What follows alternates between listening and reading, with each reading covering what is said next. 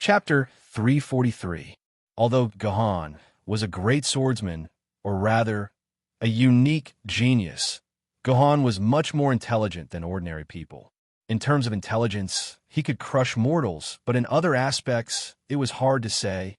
At the very least, in terms of claw machines, Gahan was completely useless.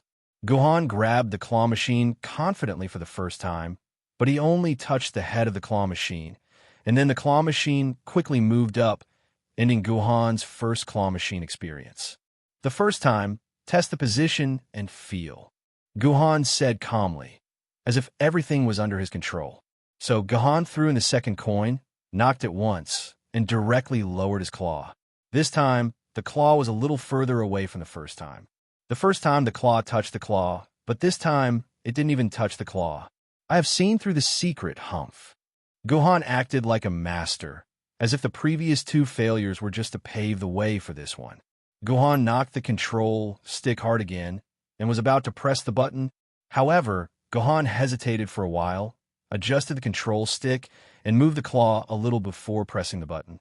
However, it didn't work, and the claw still couldn't touch the claw. Haha, interesting. The muscles on Gahan's face twitched unconsciously, and then he threw all the coins in his hand on the table. Damn it, I'm going all out this time. Song Yifei looked at the scene in front of her helplessly, and then looked at the time in her system. There was only 1.5 hours left before the assembly, but he was still standing in front of the claw machine. She had already helped Gahan change coins twice, and in more than an hour, Gahan had thrown more than 200 coins into the claw machine, but without exception, these coins didn't exchange for the claw machine that Gahan wanted. Instead, a large crowd surrounded Gahan. These people called their friends and watched Gahan's claw machine excitedly.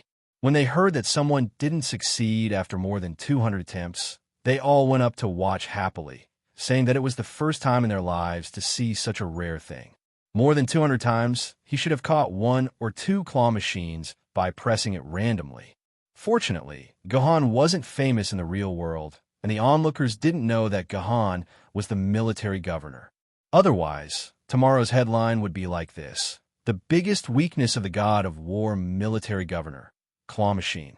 Well, since Gahan won the challenge, some media that want to make a big news all added the title of god of war in front of Gahan's name, which meant that Gahan was the invincible god on the battlefield. However, most of the media didn't agree with this. They admitted that the military governor's commanding ability and fighting ability were amazing, but it was too much to call Gahan the god of war. Since the apocalypse, no sword bearer had received the title of god of war. The sword committee had strict restrictions on the evaluation of sword bearers, and titles such as god, ancestor, and saint were strictly restricted. Many genii couldn't get these 3 words in their lifetime.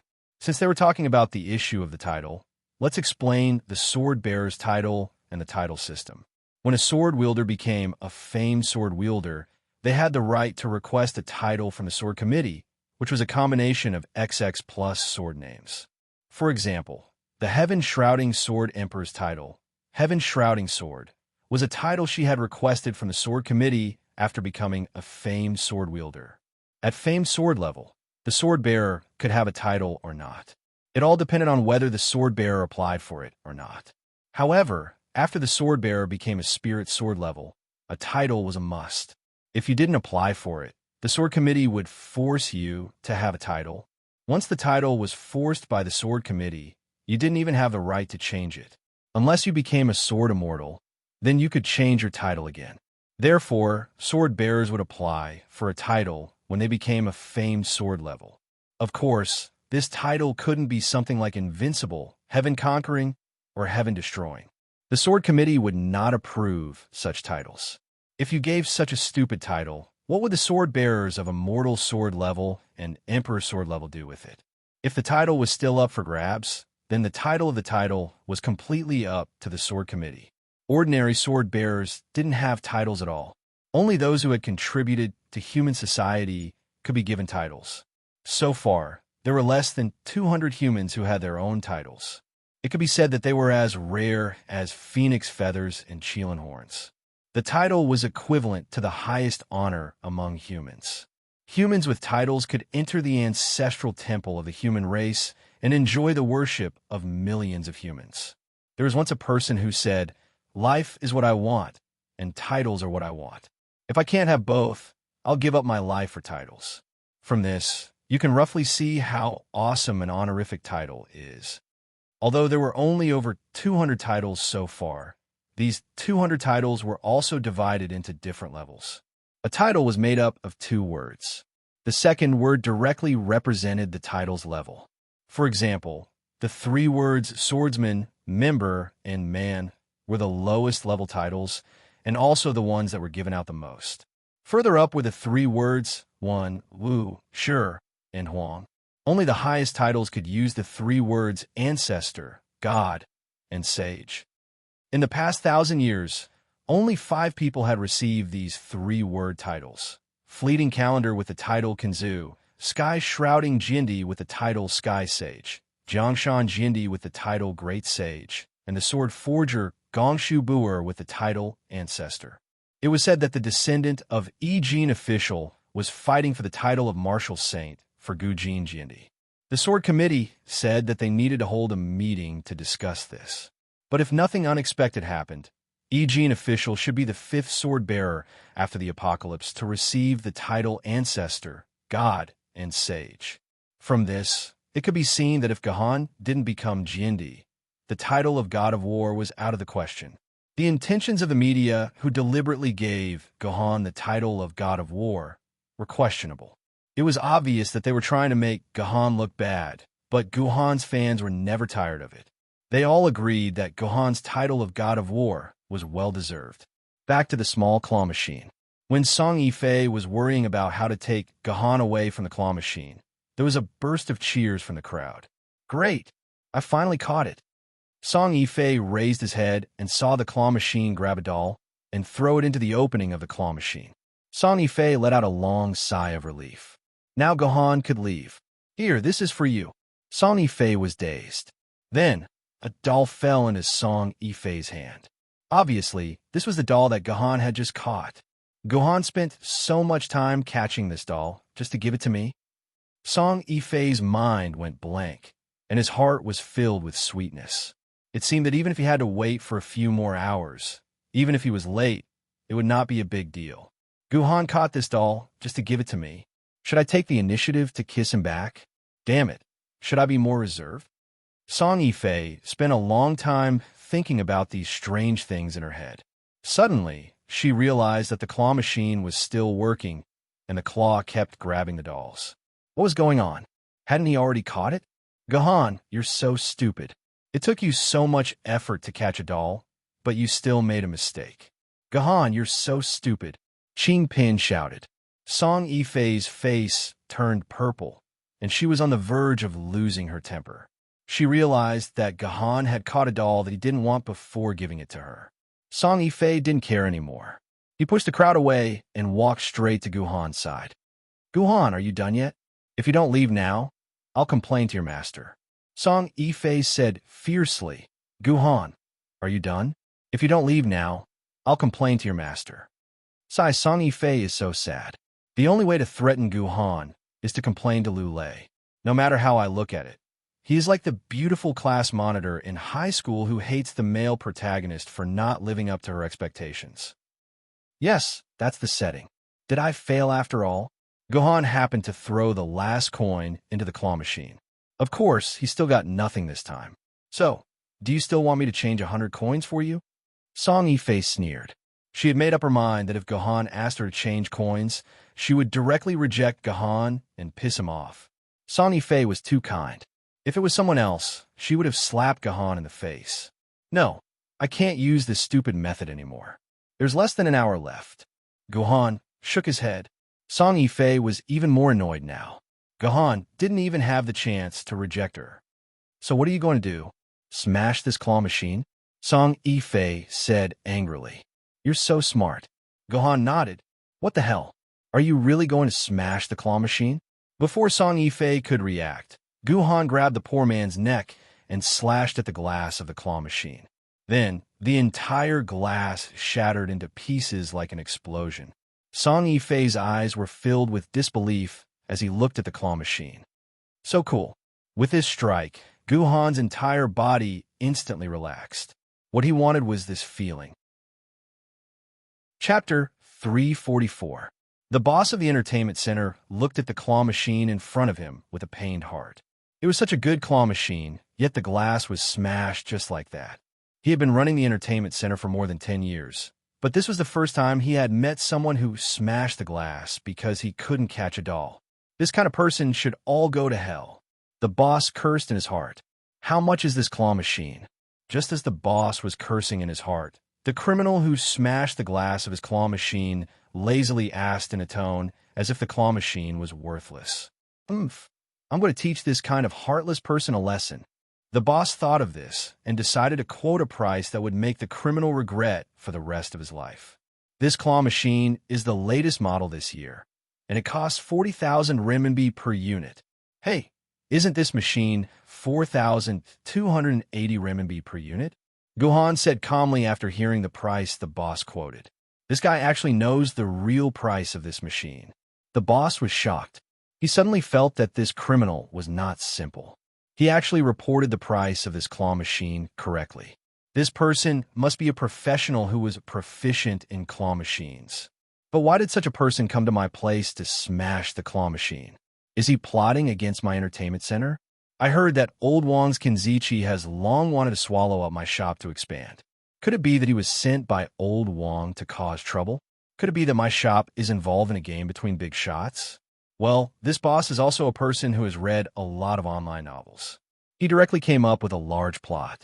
Unfortunately, this is not an urban business novel. How do you know the price? What are you trying to do by coming here? The boss calmed himself down and asked with a lack of confidence. Is it difficult to know the price? Gahan pointed at the label of the claw machine and said, Isn't it written here? Chibi Jindi claw machine. Suggested retail price 4,280 renminbi. This was very embarrassing. The boss secretly decided that he would never buy claw machines produced by that factory again. 8,000 renminbi. The boss snorted. You smashed my claw machine, so the dolls inside are useless. You have to compensate me along with the dolls. Otherwise, I will report you to the Commission for Discipline Inspection. Even if you're a swordsman, you can't damage private property on the street. The shop owner had a good plan. The claw machine could continue to be used as long as there was a piece of glass left. The repair fee would only be 1,000 yuan, and the remaining 7,000 yuan would be his net profit. His profits over the past few days were only 7,000 yuan. Although he knew that the boss was scamming him, Guhan did not refute anything. Instead, he took the initiative to transfer 8,000 yuan to the boss's account. Guhan, who had regained his composure, naturally knew that there was not much time left. He really did not have time to delay here.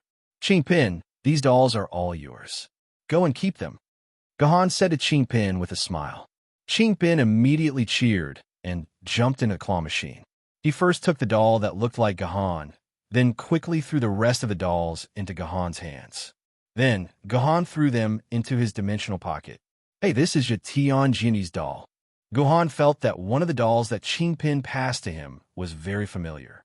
It looked like a chibi version of I Ching. Guhan took the doll in front of him and observed it carefully. The logo on the doll said chibi version of Shang Huang Hao Yin Jindi, His Majesty Chun Danqing, 2929 3008. This doll was Hao Yin Jindi, who was dressed like a handsome male knight in an antique style. This Hao Yin Jindi, who was already in his 70s or 80s, was quite handsome when he was young. Wait. At this moment, cold sweat appeared on Guhan's forehead.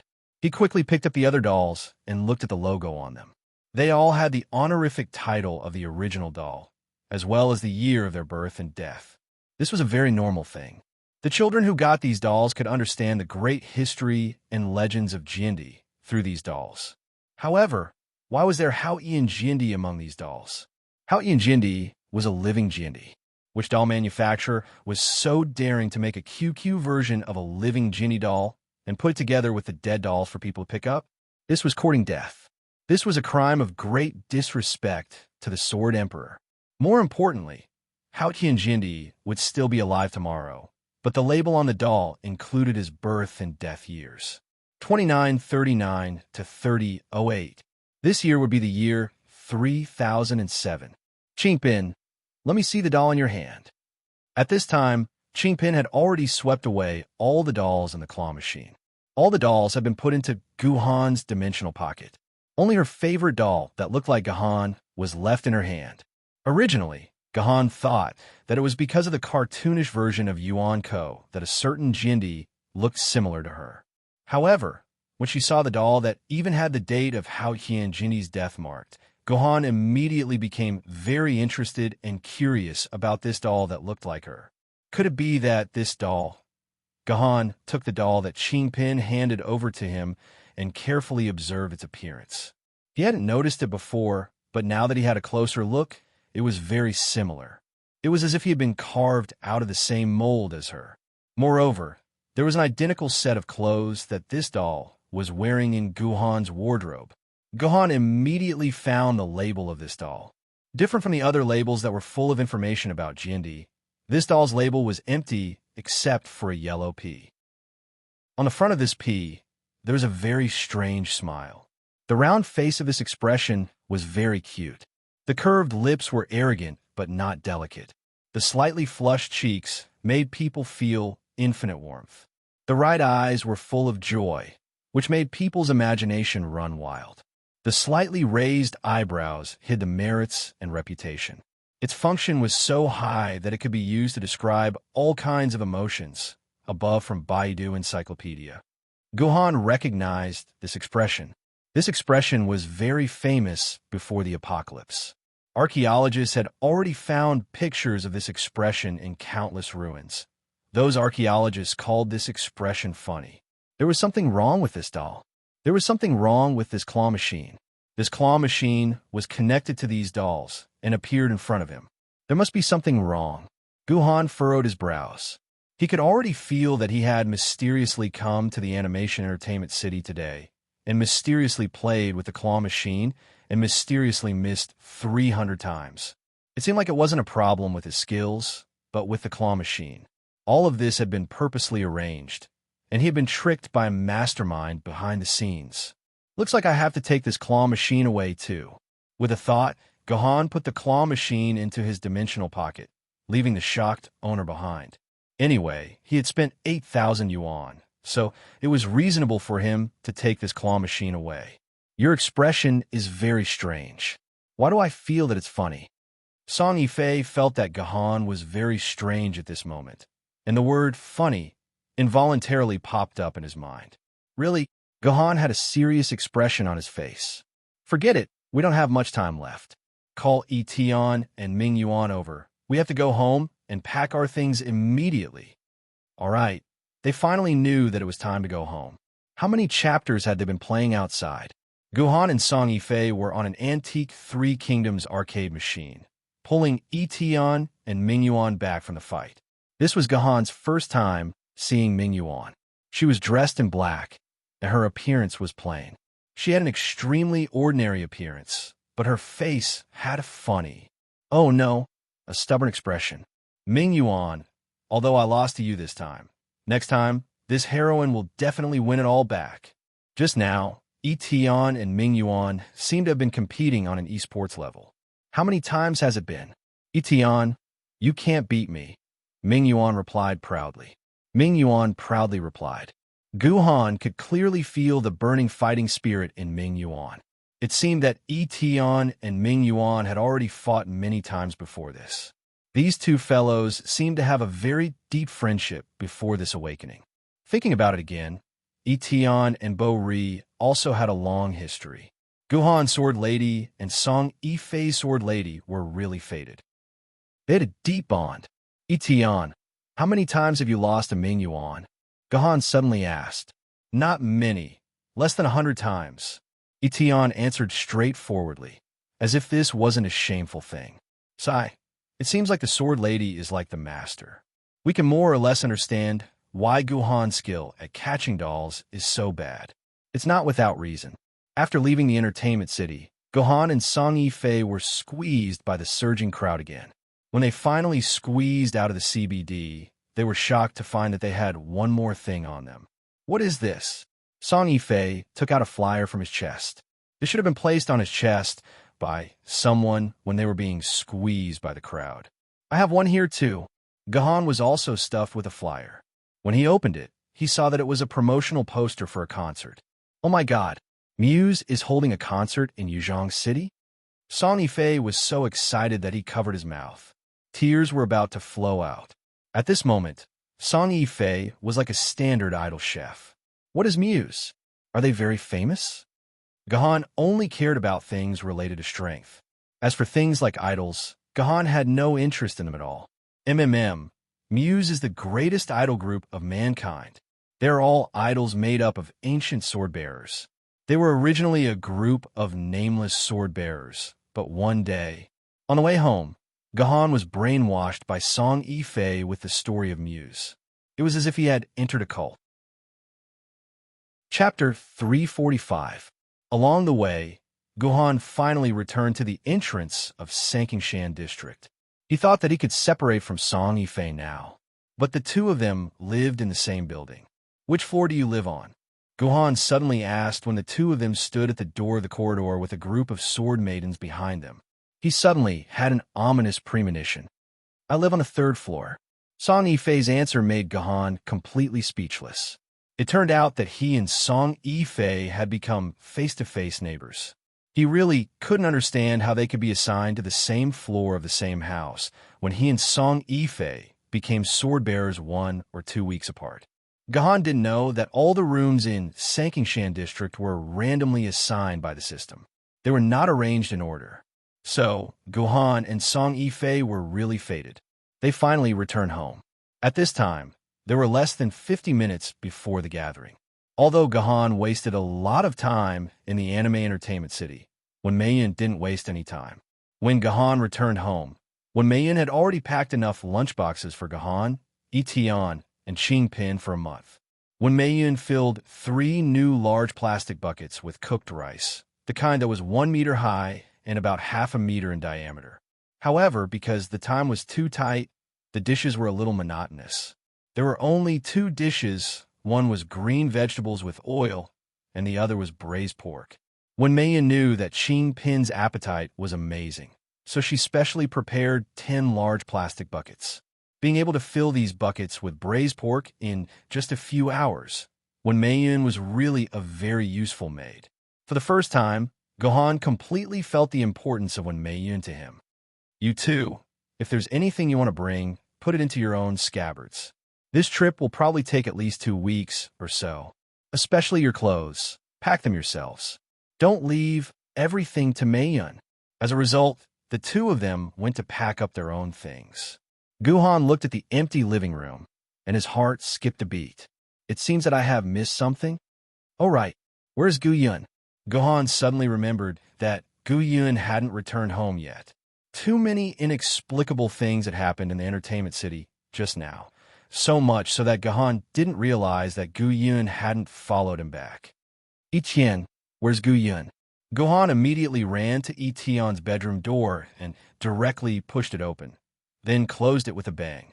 Good heavens, Etienne was changing her clothes in the room. She had just put on a new pair of underwear. Etienne's perfectly round, but was right in front of Gahan's eyes. Her legs were slightly separated, and the dark forest between her thighs rippled. That place was so mysterious and so desirable. Gulp. Gahan swallowed a mouthful of saliva, and his lower body inevitably swelled up again. What's wrong? Do you need something from me? Etienne directly opened the door and looked at Gahan, who was standing at the door with a slightly red face. She yawned as if nothing had happened, then looked at Gahan with a teasing gaze. What's wrong? Didn't you enjoy it just now? Do you want to come into my room? I'll let you take a closer look. You can also touch it. Gahan would only enter Etienne's room if he fell on his head. Moreover, now was not the time to think about these things. Before leaving, he had to find Guyun and hand her over to Maiden to take care of. I'm sorry about what happened just now, but I'm very anxious now. Guyun went out with you. Where is she now? Gahan asked anxiously. Isn't Guyun also in that entertainment city? Etion patted her head. Oh no, this heroine was so focused on the competition with Ming Yuan that I actually didn't notice where Gu Yun ran off to. It's not your fault. I was too careless. Gohan sighed and told Etion to look for Song Yifei later. After asking her to help him carry all his luggage and bento with his dimensional pocket, he immediately rushed out of the room to look for Gu Yun. 20 minutes later, Gohan once again returned to the Heroes of Heaven and Earth Entertainment City. Gohan walked around the entire entertainment city, but did not find any trace of Gu Yun. It seemed that Gu Yun was no longer in the entertainment city.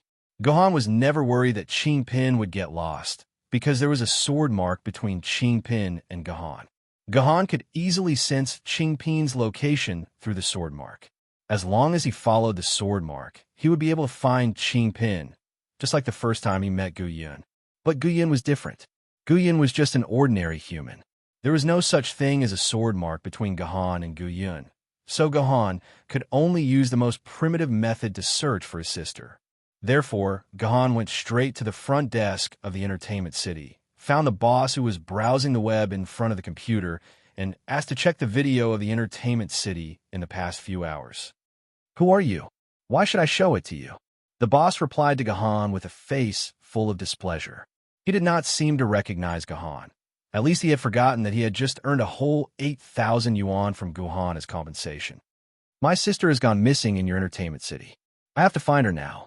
Otherwise, you'll have to bear the wrath of a sword wielder of the artifact sword rank. Gohan said coldly. His tone was so cold that the boss couldn't help but shrink his neck. He immediately agreed to Gohan's request to check the video. If something really happened to the sword wielder's sister in his store, then even if the sword wielder tore down his store, the discipline committee probably wouldn't do anything to the sword wielder. The unlucky one would be the boss. Therefore, the boss immediately pulled up the video of the past few hours. Very quickly, Gohan found the video of Pin and the others entering the entertainment city. At this time, Gu Yun was indeed following Pin and the others. She was even being hugged by Hanya, kissing and nibbling on her. This Hanya was really a lolicon. Next, Etion and Ming Yuan went straight to the gaming equipment that allowed two players to play and compete. Hanya brought Pin and Gu Yun to wander around, occasionally playing games like Taiko to Run and the others. After a long time, when Pin's attention was attracted by the claw-clamping machine, the situation changed. Gu Yun seemed to want to go to the toilet, so she left Hanya and ran into the toilet. At this time, Hanya and Pin's attention was completely attracted by the claw-clamping machine, so the three of them separated. A few minutes later, Gu Yun came out of the toilet, but she didn't go back to find Pin and Hanya. Instead, she looked around in confusion, especially at the entrance, and immediately rushed out of the door. Just like that, the camera lost track of Gu Yun. Without saying anything, Gohan immediately asked the boss to pull up the video of the entertainment city's entrance. He saw Gu Yun hugging the thigh of a black-haired twin-tailed girl wearing sunglasses and a mask. He didn't know what they were talking about, but she looked very excited. The girl who was being hugged by Gu Yun looked very helpless. The other two girls beside her, also wearing sunglasses and masks, were desperately trying to say something to Gu Yun, but Gu Yun just wouldn't let go of her thigh. The three girls and Gu Yun entangled for a while, and after attracting a lot of attention, they seemed to have no choice but to compromise. The four of them said something and left the location of the camera. Throughout the whole process, Gu Yun didn't let go of the twin-tailed girl's thigh. Yes, she hugged a good thigh. Let's go. Gohan looked at the time. There were less than 20 minutes left before the final gathering. He had to find Gu Yun quickly and bring her back. Therefore, Gohan left the Heroes of Heaven and Earth Entertainment City without saying goodbye, leaving the bewildered boss alone to stare at the video Gohan had just played. He muttered to himself as he watched. Strange, this claw-clamping machine. Did I have such a claw-clamping machine in my store?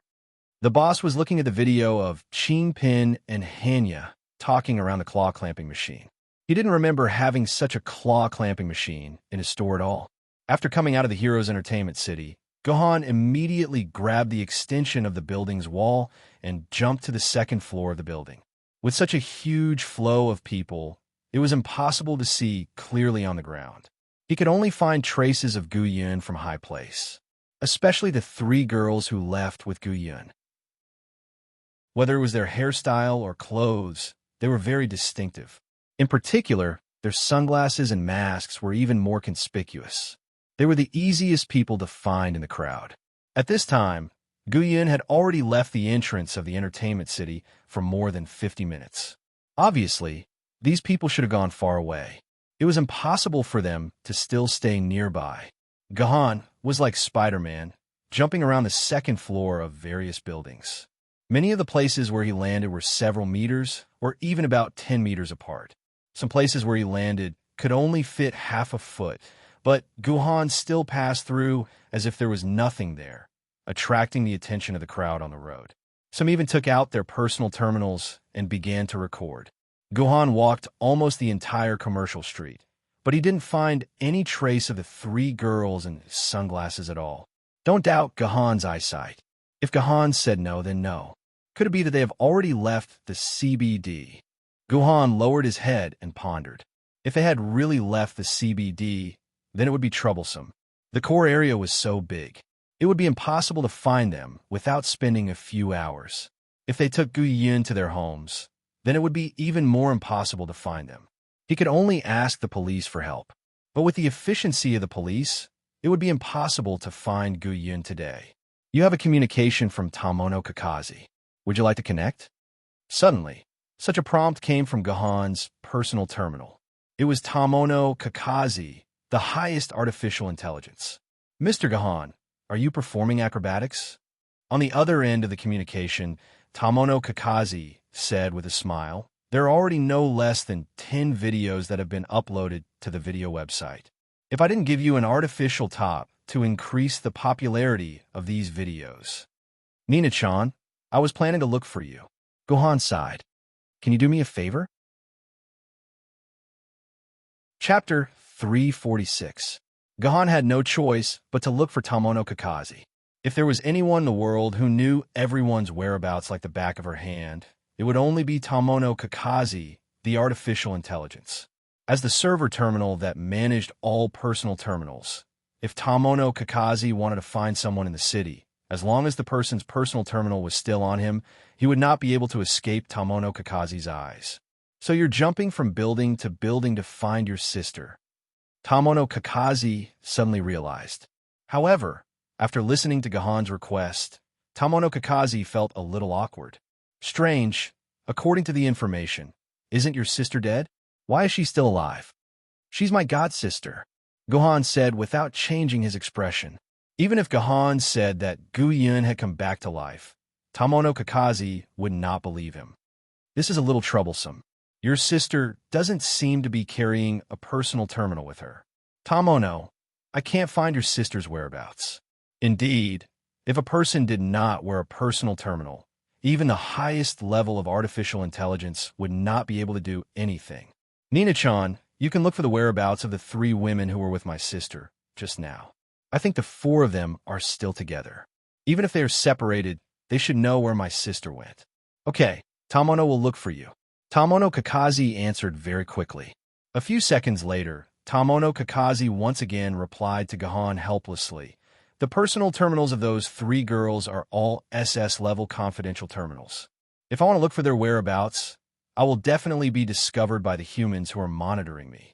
I'm sorry, Tamono has no legitimate reason to explain to them why I want to look for their whereabouts. I see. Gahan could understand Tamono Kakazi.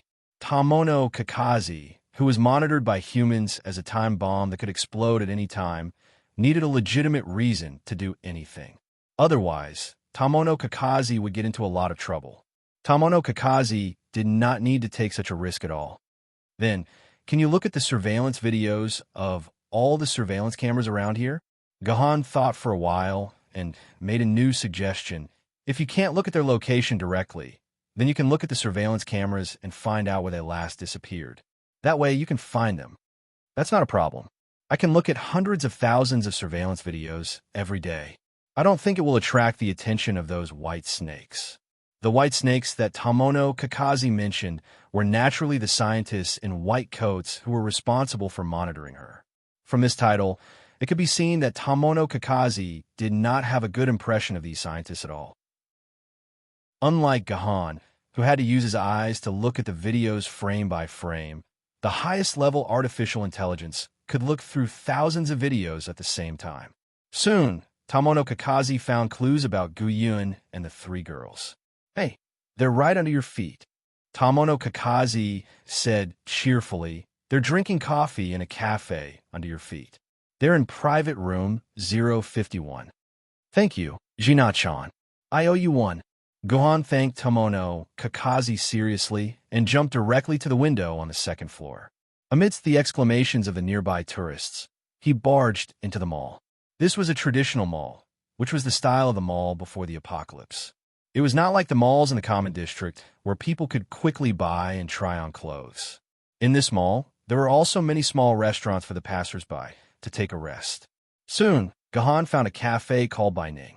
The environment of this cafe was not bad, but the space was a little small, and the prices were frighteningly high. Looking at the price board at the front desk, a cup of ordinary latte cost $300. Therefore, this shop could be said to have very few customers. "Hello, sir. What would you like to drink?"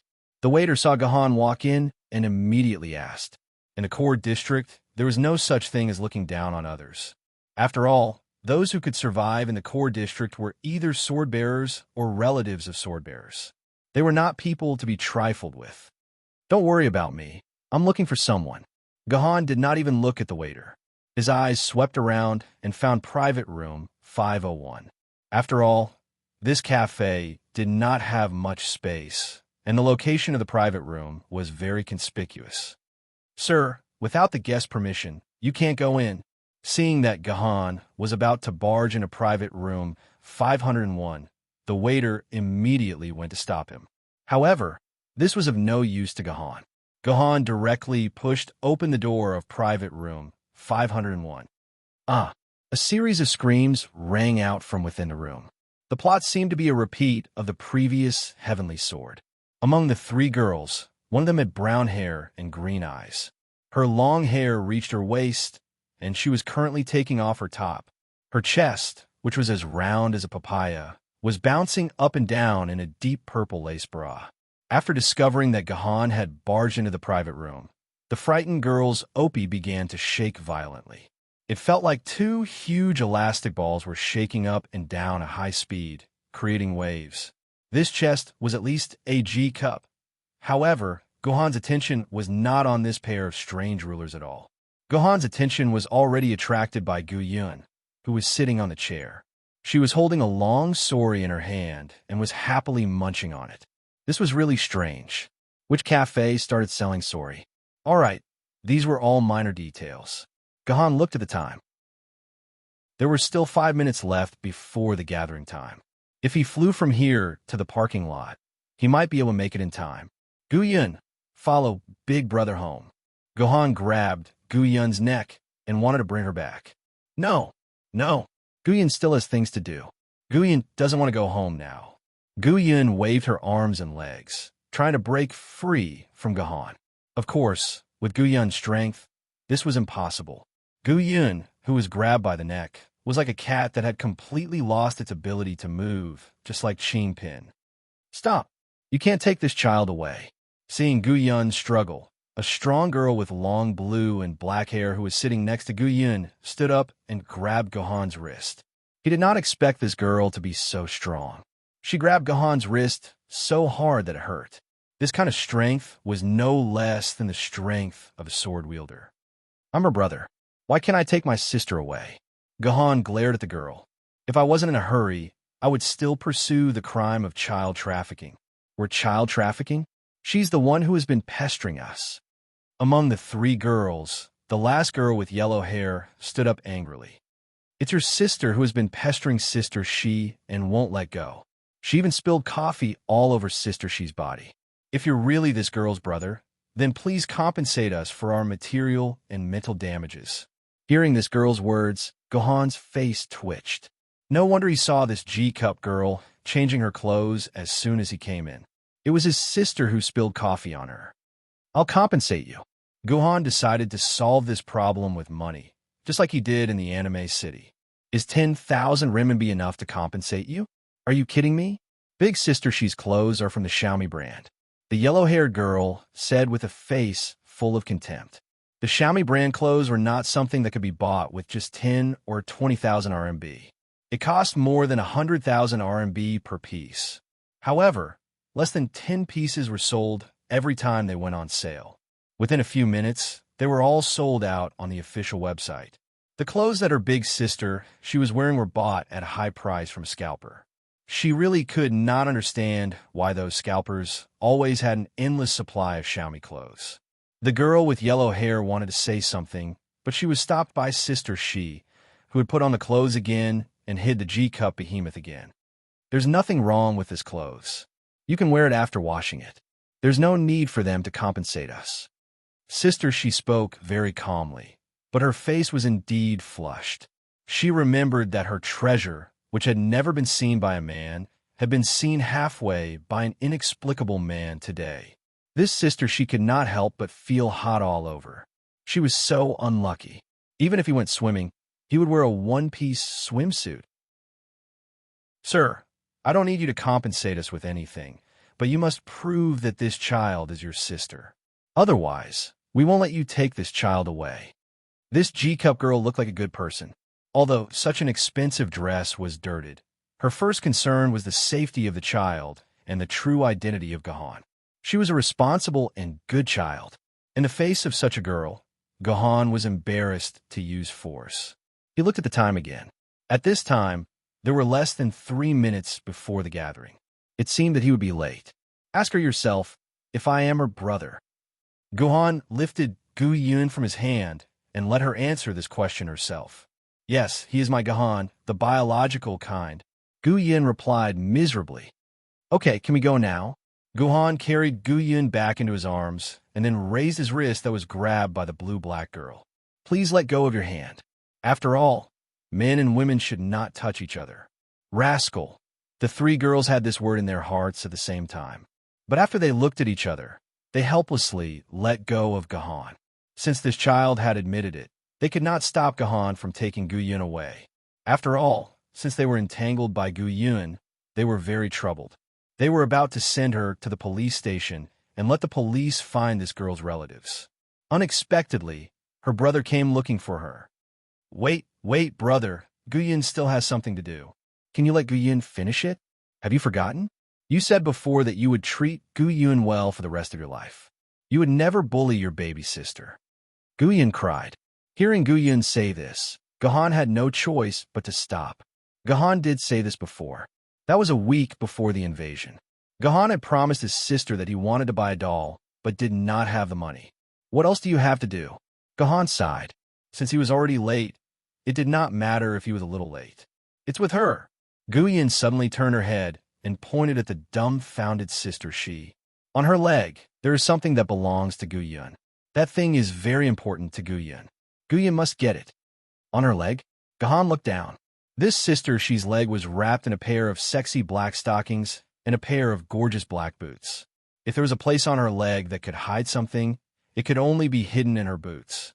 Ding dong, you have a message. Please check it. At this moment, a message from Song Yifei was sent to Gahan's personal terminal. There were only 10 words in the message. Spiritual Sword is very angry. The consequences are very serious. There's no other way. I can't waste any more time. Gahan sighed and put Gu Yun on a coffee table. Then, he sprinted forward and directly hugged Sister She's waist before the 3 women could react. Then, one hand went in between Sister She's thighs and directly hugged her plump chest. His palm moved down along Sister She's chest. Because of the smooth stockings, Gahan's hand was like a swimming fish, caressing all the way to Sister She's beautiful legs without any obstruction.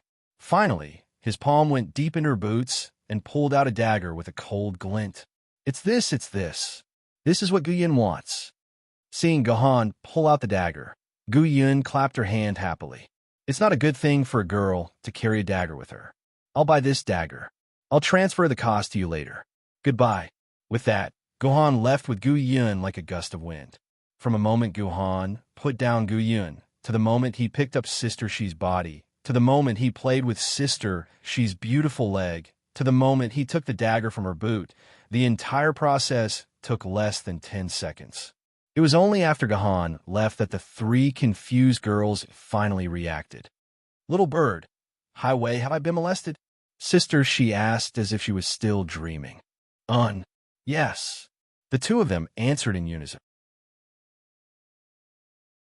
Chapter 347.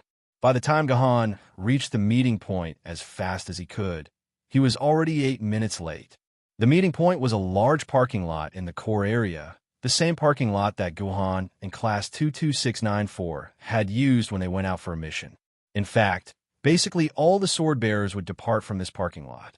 Apart from this parking lot, there were no other private parking lots or parking spaces in the core area.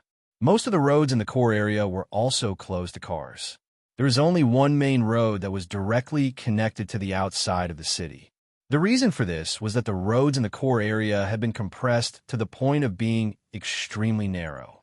At most, it was only wide enough for a car to pass through. This was because all the land in the core area had to be given to buildings as much as possible, and things like wide roads were too luxurious for humans. Moreover, the core area had a high population density, and the accident rate was also very high. Other than the main road that led out of the city, no other roads were allowed for cars to pass through. When Gahan found Song Yifei, she was standing there with a bitter expression. Behind her were her own sword maidens Hanya and Ming Yuan, as well as Gahan's two sword maidens, Qingpin and Etian. Other than that, there was also a middle-aged man with a gloomy expression standing beside Song Yifei. This man's hair was golden, and he had a large aquiline nose. Other than that, the rest of his physical characteristics were basically the same as a Chinese human. It seemed that this man was a mixed-blood human. "You're Gahan, right?" When the aquiline nose saw Gahan walk over, he immediately stared at Gahan with an expression as if his mother had died, and said in a strange tone, "You're amazing. No one has ever dared to make me wait for them." Next, the aquiline nose reprimanded Gahan for being late for more than 20 minutes. Every reprimand carried a feeling of insult without any profanity. It felt like he was the teacher in charge of a middle school or high school, and Gahan was like a bad student who did not like to study. Throughout the process of teaching Gahan a lesson, Gahan did not refute a single word. He only lowered his head and listened obediently.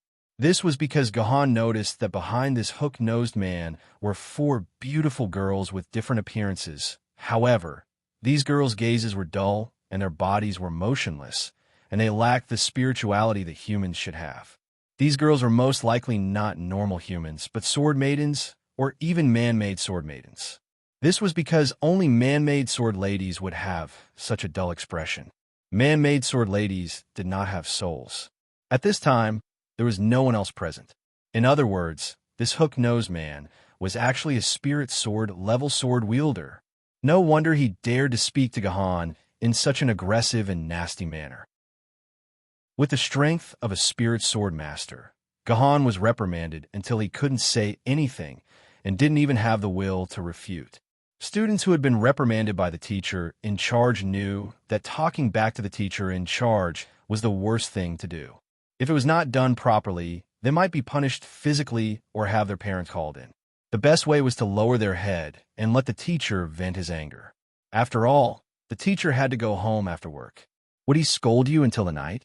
When the hook-nosed man was reprimanding him, Gahan also roughly understood why the hook-nosed man was here.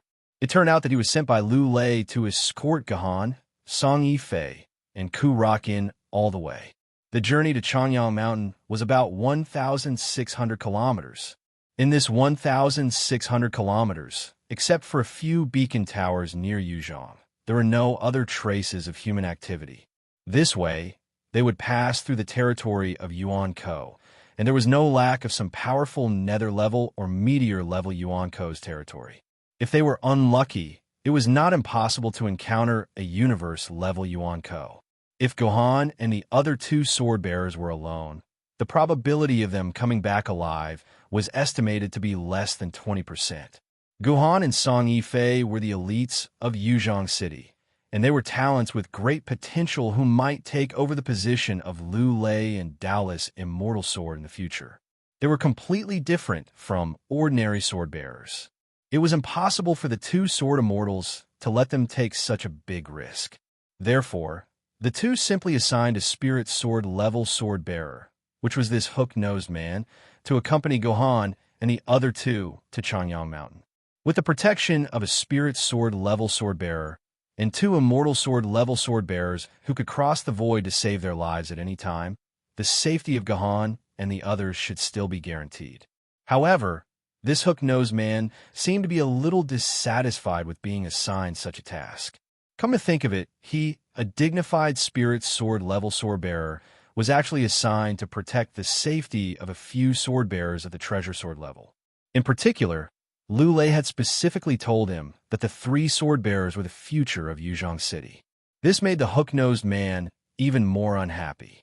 Why didn't anyone tell him that he was the future of Yuzhong City when he was still a sword-bearer? When he was risking his life, why didn't anyone arrange for a spirit sword level sword-bearer to protect him? Although he was full of complaints, the hook-nosed man could not refuse the task assigned by the sword immortals, so he could only pinch his nose and agree. On the other hand, he vented his anger on Gohan, who asked Gohan to be late. Fortunately, someone soon rescued Gohan from the abyss of suffering. Kurakin with a red sun slowly walked over. He came alone, and there was no sword maiden behind him. However, there were two swords and the two scabbards on his back. It seemed that he did not release his sword maiden, unlike Gohan and Song Yifei. Lu Run, when will you change your temper? The hook-nosed man frowned and reprimanded. Although he was half an hour later than Gohan, the hook-nosed man's attitude towards Ku Rakin was much better.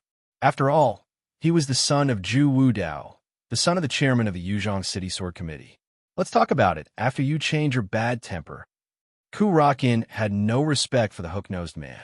He looked at him as if he was looking at a passerby. This was a great insult to a spirit sword level sword bearer. According to the etiquette between sword bearers, the lower level sword bearer must maintain respect for the higher level sword bearer, unless the lower level sword bearer was much older than the higher level sword bearer. Ku Rakin, you. The hook-nosed man's face turned red, and he was ready to start educating Ku Rakin to let him know how powerful he was. Hawk, if you dare to say a word of nonsense to me, I'll leave now and let that old far Juwudao find a third person to go to this Changyang Mountain. I, Ku Rakin, will never step out of Yuzhong City, even if I die.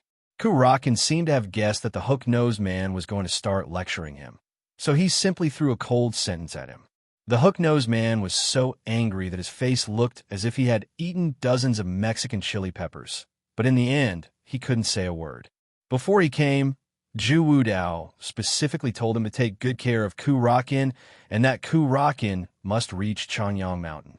When the hook-nosed man was young, he received a lot of care from Zhu Wudao, so he couldn't refuse Zhu Wudao's request. For the hook-nosed man, Ku Rakin was like a hot potato, like his ancestor. One idiotic idiot, Gohan, who saw all this, sneered in his heart. He also had some speculations about Ku Rakin's mentality. This Zhu Lurin was obviously a guy who had rebelled to the extreme under Zhu Wudao's protection. Perhaps because his parents had neglected to take care of him when he was young, he had developed hatred for his parents and was filled with rebelliousness. With a little bit of strength, he felt that the world owed him something, that this world was not the world he wanted, and so on. He even deliberately talked back to some elders and went against some powerful people, thinking that it was cool and different, like a hero who could get rid of the control and shadow of his parents. In reality, he was still a piece of trash who lived under the shadow of his parents' power. If his father was not Zhu Wudao, the hook-nosed man would have kicked this idiot away. Hearing Ku Rakin's tone, Gohan wanted to kick him away. This kind of person was the biggest headache for a team. He would often not listen to orders and do inexplicable things, then put the whole team in danger. All the plots in the stories were like this. In fact, Gohan's premonition was very accurate. All of you get in the car. We're leaving. The hook-nosed man, who was also the eagle cat that Ku Rakin called, and whose official title was the Eagle Cat Sword Spirit, tapped on his personal terminal, and the ground opened up. After a series of complicated mechanical movements, a hovercraft the size of a large bus rose from the ground. This was the vehicle that Guhan and Song Yifei would use to travel to Chanyang Mountain. A hovercraft that looked like a bus was specially designed for long-distance team travel and battles. It could travel more than 10,000 kilometers with a full fuel charge. There were also various monitoring devices for Yuan Ko inside the vehicle, as well as a complete set of furniture and daily necessities. It looked like a caravan before the apocalypse, but in terms of exquisiteness, it was far better than a caravan. The hovercraft stopped on the ground, and the Eagle Cat Sword Spirit directed Ku Rakin, Gahan, and the others to enter the caravan. There were 5 rooms in the caravan, and the room near the front of the car, which included the driver's seat, was the largest and best. Naturally, this was Eagle Cat's room. Ku Rakin was the first to jump into the caravan, and directly took the room at the back of the caravan. This room was the second largest room, and according to traditional etiquette, this room should be given to a girl like Song Yifei. However, Ku Rakin obviously did not have such awareness, and naturally took the room. Song Yifei chose the room near the front of the car. Helplessly, Gahan could only be placed between Song Yifei and Ku Rakin. Song Yifei was probably disgusted with Ku Rakin, which was why she did not want to be placed next to his room. Eagle Cat did not delay, and after everyone had boarded, the hovercraft began to move. At this time, Gahan knocked on Eagle Cat's door. "What's the matter?" Eagle Cat opened the door unhappily, and saw Gahan carrying Gu Yun at the door.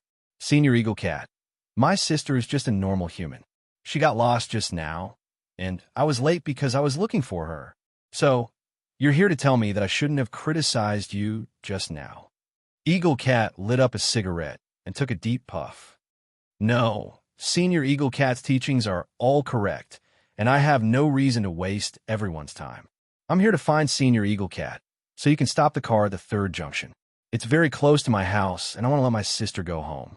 She's just a normal human, and she can't go with us." "Oh." Eagle Cat's sword spirit blew out a ring of smoke, and blew it all on Gohan's face. "No, go away." Chapter 348. In that case, Xiaoxi's chest was seen by that man. In a super large room, 9 girls of different styles were fooling around. They formed a circle and surrounded Sister Shi, desperately asking her about what had just happened. That's right. You guys don't know this, but not only Sister Shi's chest, even her legs were touched by that man. The pale yellow Konoha Minami went to Tojo Shi's side and hugged one of her thighs. Then, she happily rubbed herself against Tojo Shi's stocking thighs and said with an intoxicated expression, "Just like this. There's more, there's more." Danin Miki also joined in the fun. She grabbed one of Tojo Shi's feet and touched her ankle. Then, she raised her hand. Clang! That man pulled out a dagger.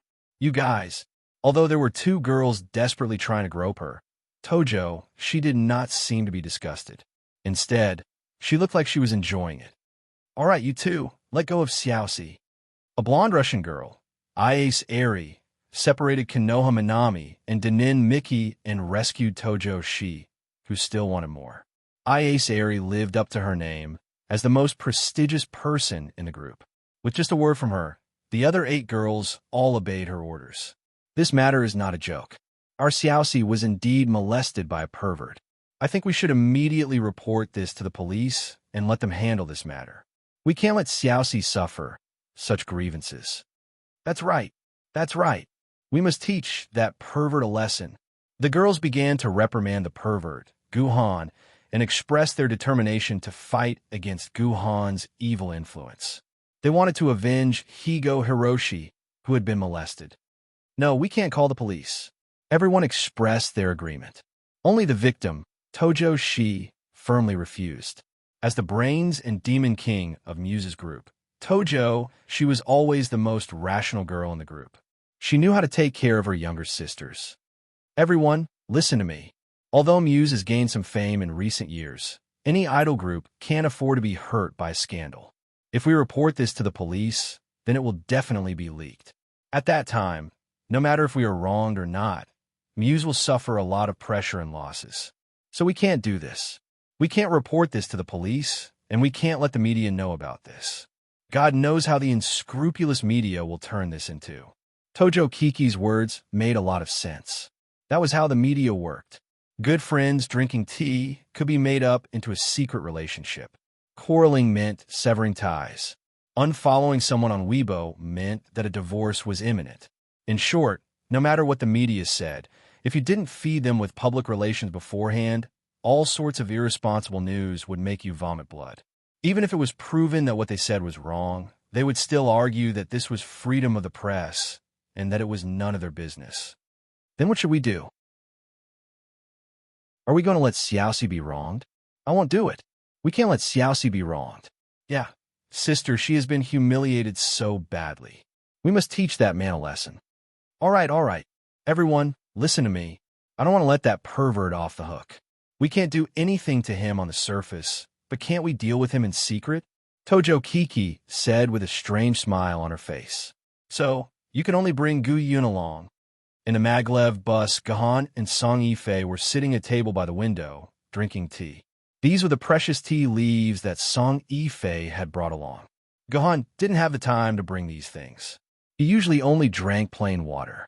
He had no interest in things like tea leaves. I don't have a choice. The Eagle Cat Sword Spirit doesn't allow me to get off. If I force myself to get off, I'll have no choice but to destroy this hovercraft. Actually, when the Eagle Cat Sword Spirit rejected him, Guhan had already wanted to destroy the hovercraft and send Guyun back. However, after giving it some thought, Gahan gave up on that idea. First of all, if Guhan really did do that, not only would he have to pay the compensation for the hovercraft, but the sword would also be like a slap to the Eagle Cat's face. With the Eagle Cat Sword Spirit's displeasure, Guhan had no doubt that the Eagle Cat Sword Spirit would teach him a harsh lesson. Teaching him a lesson would be considered a light punishment, and the Eagle Cat Sword Spirit might just quit. When the Sword Spirit expressed that he had rejected the mission because he had been humiliated, even Lu Lei and Zhu Wudao couldn't force the Eagle Cat Sword Spirit to turn back. That would incur the displeasure of the other Sword Spirit. At that time, Guhan's impression in Lu Lei's heart would definitely become very bad. Second, after thinking about it carefully, Guhan realized that the inside of the bus wasn't as dangerous as he had imagined. With the Eagle Cat Sword Spirit guarding the bus, ordinary Yuan Ko wouldn't be able to do anything to it. Even if Gahan entered the Chanyang Mountain, he could still hand Gu Yun over to the Eagle Cat Sword Spirit. Since the Eagle Cat Sword Spirit refused to bring Gu Yun home, he had to be responsible for Gu Yun's safety. If a Sword Spirit couldn't protect an ordinary person, then the Eagle Cat Sword Spirit would never be able to hold its head up high. I hope nothing bad happens. Song Yifei's expression was a little worried, excited, and nervous. She kept taking small sips of the teacup in her hand as she looked at the scenery outside the window. All kinds of emotions were mixed in her heart, and she couldn't tell what she was feeling. This was actually the first time Song Yifei had left Yuzhong City. She hadn't even attended a single class at Yuzhong University before she was forced to go to the Chanyang Mountain by Zhu Dao. At least Gohan had attended a few classes and had some close contact and combat experience with the real Yuan Ko. In Mei Ling, Song Yifei was a little lamb who had never experienced anything. So she was extremely nervous, excited, and uneasy at this time. She had been sleeping in the car for the past few days, and it was estimated that Song Yifei would not be able to sleep at all. Gahan, where are we now? Have we left the absolute safety zone of Yuzhong City? Song Yifei asked curiously as she looked at the fast-moving scenery outside the window. We should be out of the absolute safety zone. Gahan carefully observed the scenery outside. The originally endless fields of wheat had disappeared without a trace and were replaced by open spaces and diamond-shaped fortresses that appeared from time to time in the open spaces. These fortresses were the beacon towers of Yuzhong City. According to the rules of Yuzhong City, a beacon tower had to be set up every 20 kilometers, and there would be 2 sword bearers and 10 ordinary people stationed in it for a long time. Once they found any abnormalities in the vicinity, the sword bearers in the beacon towers had to respond immediately. If there were only a few Yuan Ko's abnormalities, the sword bearers had to leave the beacon tower and kill all the Yuan Ko's in their area of control. If they found a large number of Yuan Ko's, they had to contact the nearby teams of sword bearers, and at the same time, they had to guard the beacon tower and wait for the sword bearers to rescue them. If the number of Yuan Hun increased to the point that it could be described as a division, then the members of these beacons would have to report the news to Yuzhong City and the other beacons in the rear. Then, all the members of these beacons would have to immediately leave their own beacons and head for the largest fortress nearby. They would have to defend the fortress and block the Yuan Hun's attack, while waiting for Yuzhong City to send out a large number of sword beacons to destroy this division. If the number of Yuan Ko's was even larger, to the extent that they covered the mountains and plains, or even to the extent of a large-scale invasion, all the beacon towers would immediately retreat to Yuzhong City and use the strength of Yuzhong City to defend. Although Yuzhong City had calculated the most detailed plan for the beacon towers to protect the lives of the people in the beacon towers, the beacon towers had still become the most dangerous job in Yuzhong City. The sword bearers working in the beacon towers would always lose their lives due to all kinds of unexpected situations. According to statistics, about 1,000 to 2,000 sword bearers died in the beacon towers every year. In the 8 cities of the world, there were only about 200,000 sword bearers. Every year, the number of sword bearers who died in the beacon towers reached 1% of the total number of sword bearers. This 1% was not an insignificant number. After all, the average lifespan of a sword bearer was about 35 years old. 1% multiplied by 35 was 35%. In other words, about 35% of sword bearers died in the beacon towers. Hence, the beacon towers became the last place sword bearers wanted to stay. The Sword Council had no choice but to order the sword bearers who had made mistakes to enter the beacon towers to defend against their crimes. In short, if they could see the beacon towers, it meant that the hovercraft had officially left the absolute safety zone of Yuzhong City and entered a relatively safe zone. After entering this zone, they could see Yuan Ko's at any time. For example, the moment Song Yifei finished speaking, a battle took place in front of Guhan's eyes. Chapter 349. What appeared outside Guhan's car window was a chase. On one side was a running cheetah, and on the other side were 2 sword bearers who were running for their lives. Behind the 2 sword bearers were 2 sword maidens who were attacking the cheetah, try to slow it down. However, the cheetah looked very strange. It did not have the texture of a normal cheetah's fur. On the contrary, it had a waxy, metallic feel to it.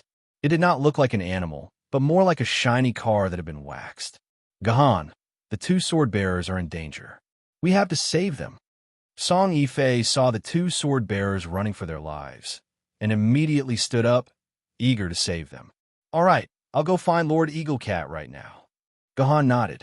Helping each other was the rule of all sword bearers. Once they saw their companions in danger, they had to draw their swords to help. Although this was not a mandatory rule, on the contrary, it was stated in the rule that if there was a huge disparity in strength between 2 parties, they could ignore the sword bearers who were running for their lives and protect their own lives. However, in some cases, the sword bearers would ignore this rule and draw their swords to help. Only when you help others today will others help you at other times. Whoosh! The hovering bus suddenly stopped in the next second. It seemed like the Eagle Cat Sword Spirit had also discovered their companions in danger.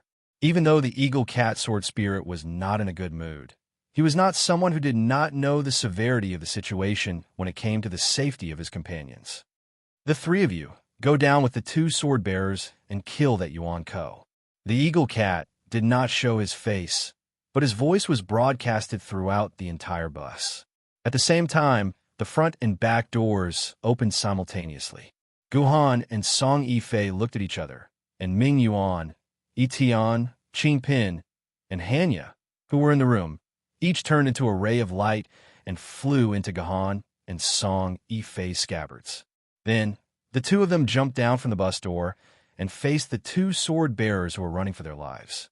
At this time, the distance between the two parties was about 1 kilometer. Before the apocalypse, the world record for running 1 kilometer was set by an African with a time of 2 minutes and 11 seconds. Before the apocalypse, the world record for running 1 kilometer was about 0.2 seconds. This was set by the sky swimmer Gindi, and he had indeed completed this 1 kilometer by running. If he did not run, but used the ability to travel through space or the void, then time would be meaningless.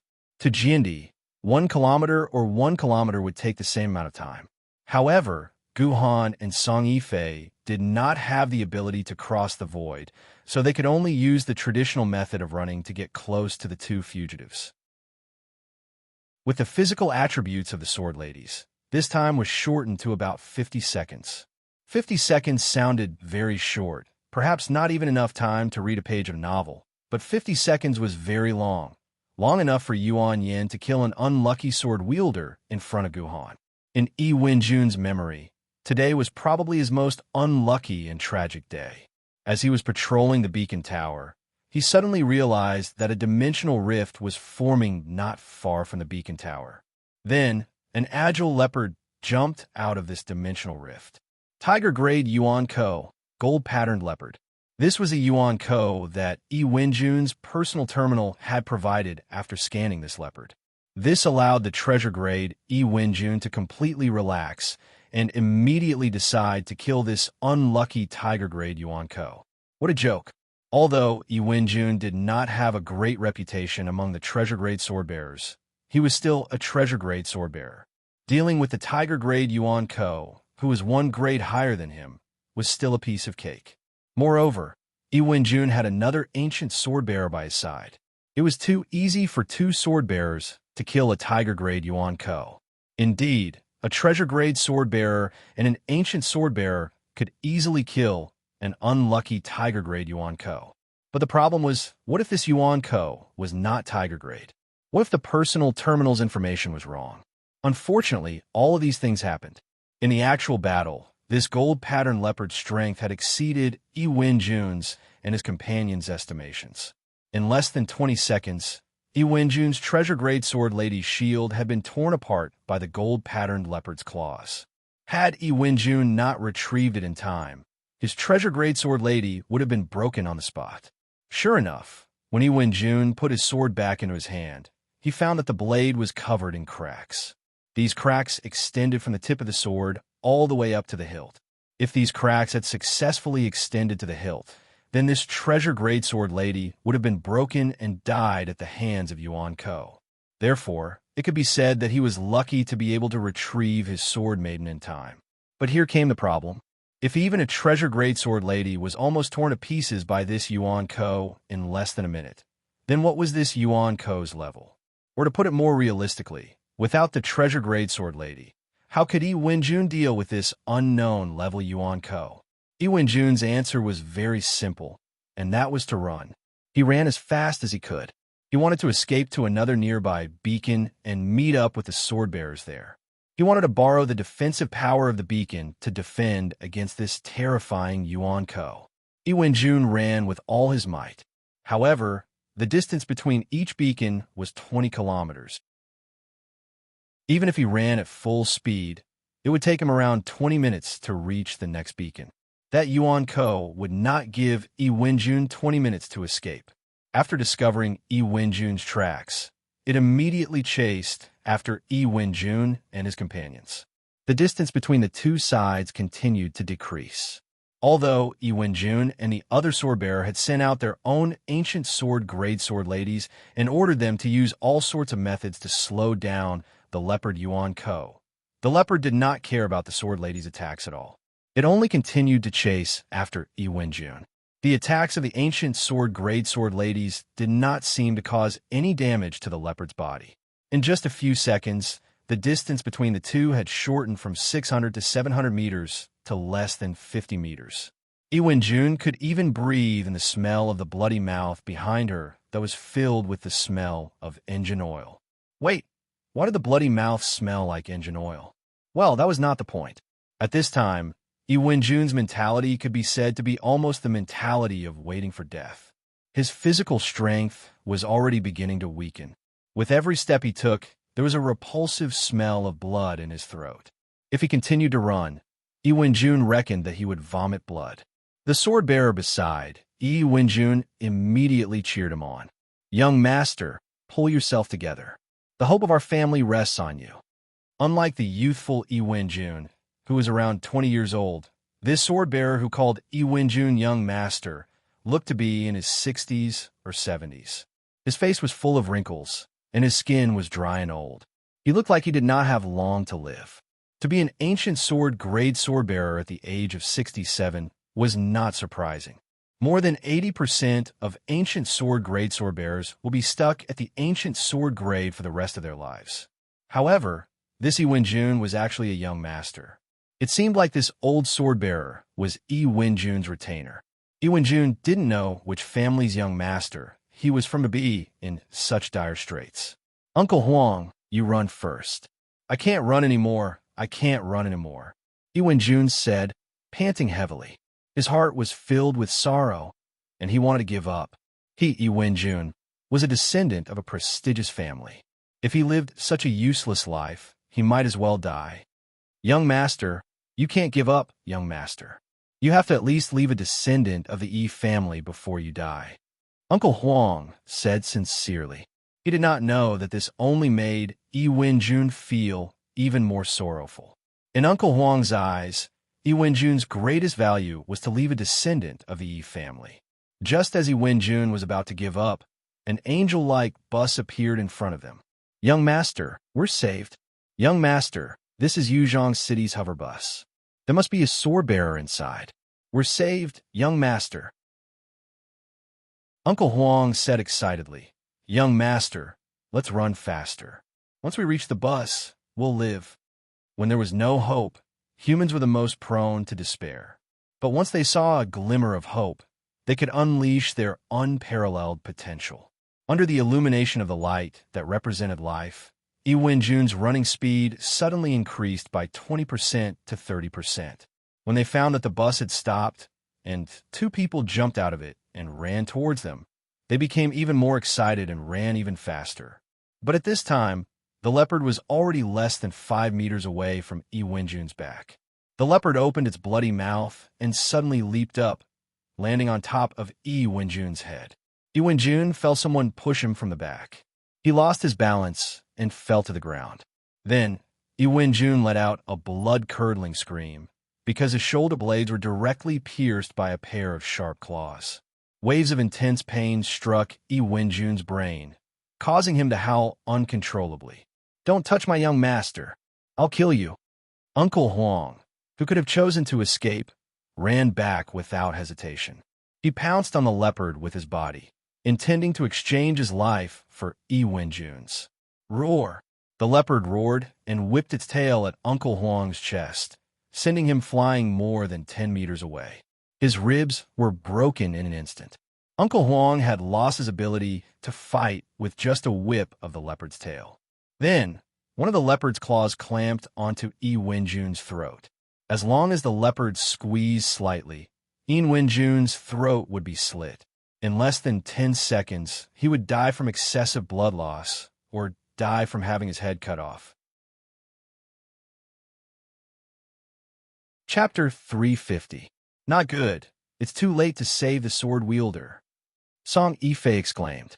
Although she was running with all her might, she was still more than 10 seconds away from the sword wielder. At this distance, she would not be able to save the other party no matter what. "If I use the 9 swords of mysterious heaven..." Gahan was hesitant. If he used the sword chi of the 9 swords of mysterious heaven, Gahan was confident that he could chase the leopard off the sword wielder and save the other party.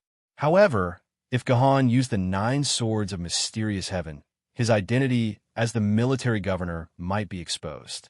In that battle, the military governor's invincible sword chi had shocked everyone. Almost any player who had paid attention to the military governor would think of the military governor as soon as they saw the sword chi of the 9 swords of mysterious heaven. Song Yifei seemed to have mentioned that she was very interested in the military governor. If Song Yifei recognized the origin of the sword chi, it would be terrible. However, if Gahan held back the sword chi and did not use it, then he would just be watching the sword wielder be killed by Yuan Ko. Fine, compared to a human life, my identity as the military governor is nothing. Gahan made up his mind. He pulled out the heavenly sword and was about to release the sword chi of the 9 swords of mysterious heaven, sword of the abyss, to save Yi Wenjun from danger.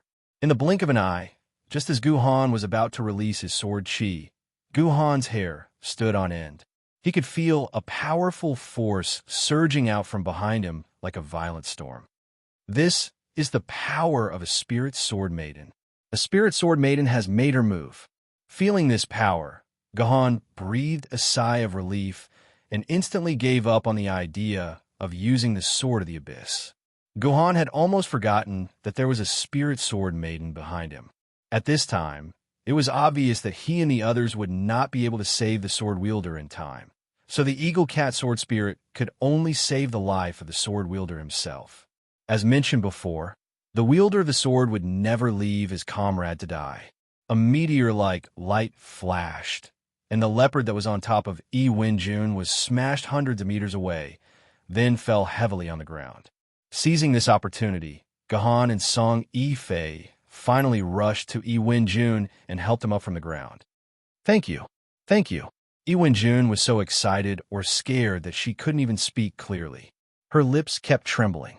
Just now, when the leopard had gripped his neck, Yi Wenjun had truly felt the call of death. He had already closed his eyes, preparing to helplessly accept death. Who would have thought that at this critical moment, there would be someone who would send the leopard flying and save their lives? Thank you, Your Highness. Yi Wenjun glanced at the sky. In the sky, there was a purple figure quietly floating in the sky.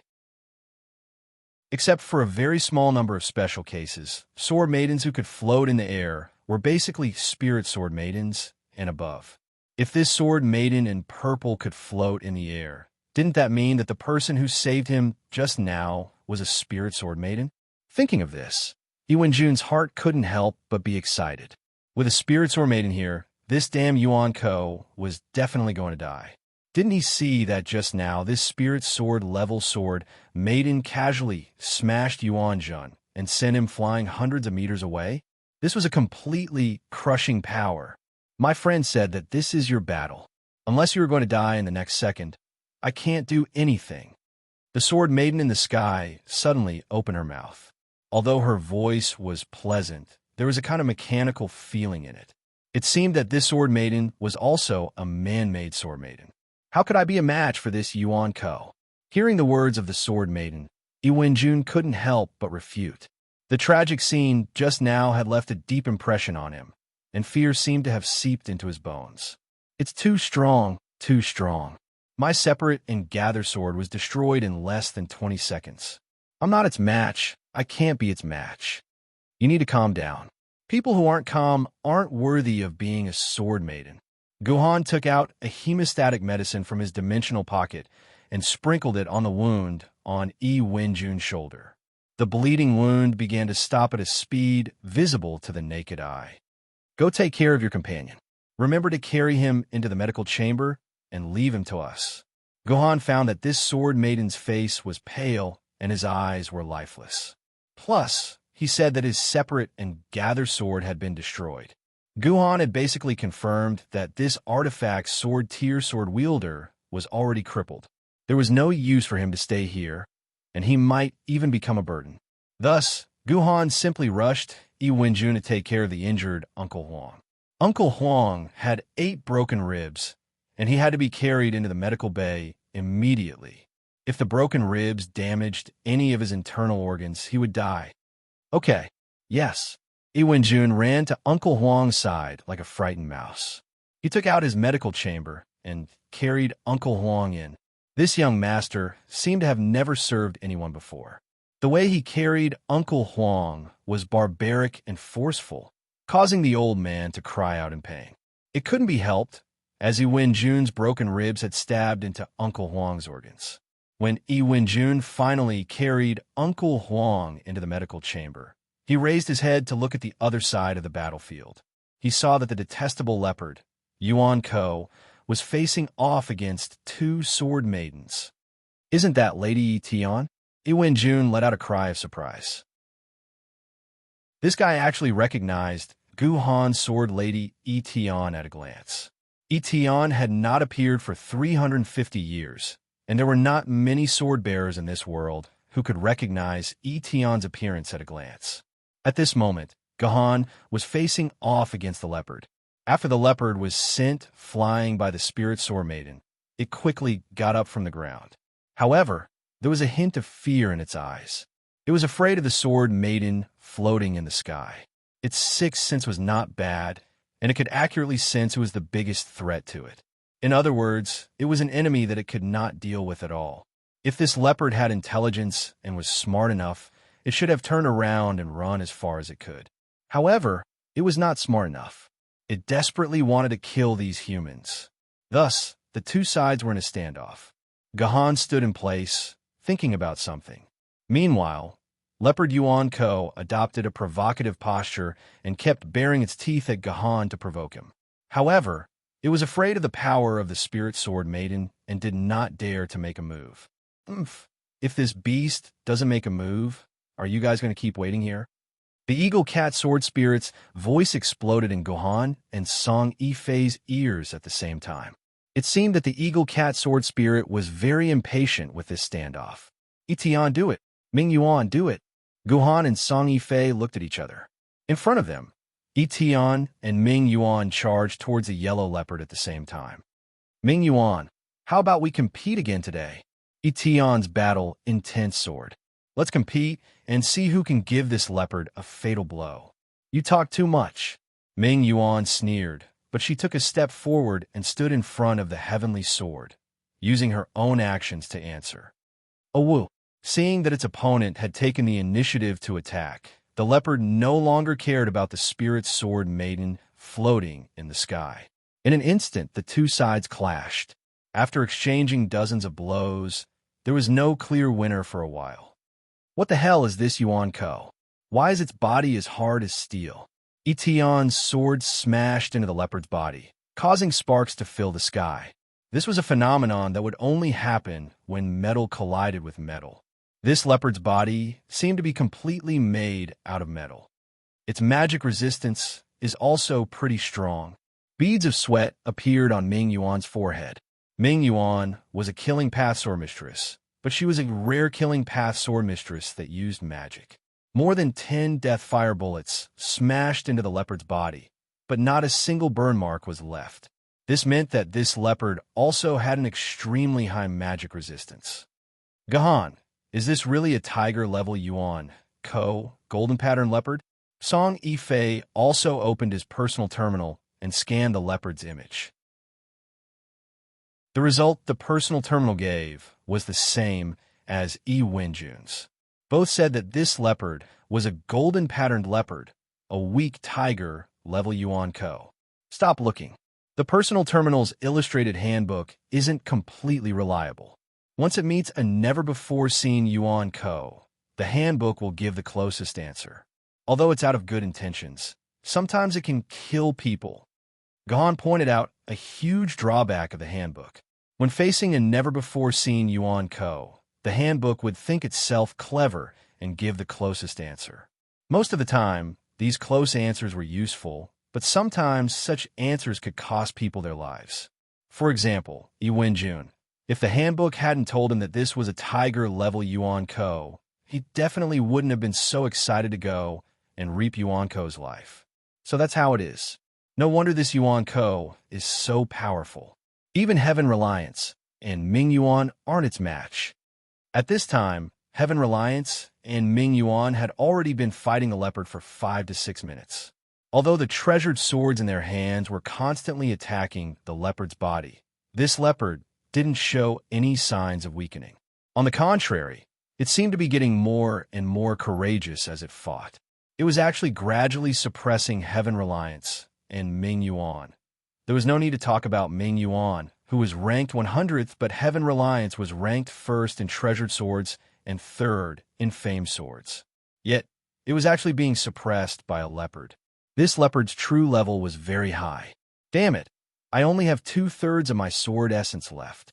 Sword maidens needed to borrow the sword essence from the wielder's body to attack. The intense battle just now had already used up 2/3 of Song Yifei's sword essence. It wouldn't be a big deal if it was effective, but that Yuan Ko didn't seem to be injured at all. Just what level is this Yuan Ko? Song Yifei gritted his teeth. And that Kurakin, why hasn't he come out to fight yet? This leopard is a Yuan Ko that has never appeared before, right? At the very least, it has the strength of a dragon-level Yuan Ko.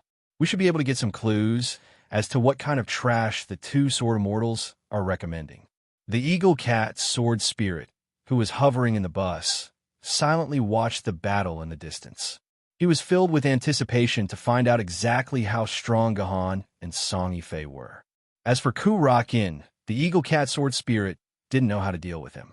He was a sour and stubborn old fox. Chapter 351. F***CK. This heroine is about to die of depression. Indeed, just like what Etienne said, she was about to die of depression. This damned Yuan Ko was at least at the level of a dragon-level Yuan Ko. Etienne's attacks couldn't even break through the defense of this Yuan Ko. All she could do was continuously strike sparks on the opponent's body. If it wasn't for Etienne's outstanding movement technique, this leopard's claws wouldn't be able to touch Etienne's body. Etienne's shield would have been broken long ago. Etienne, calm down. Every Yuan puppet has its own weakness. You have to find it. Guhan, who was commanding the Yuan puppet through the sword mark, said calmly. It's easy for you to say that. Why don't you find this heroine's weakness?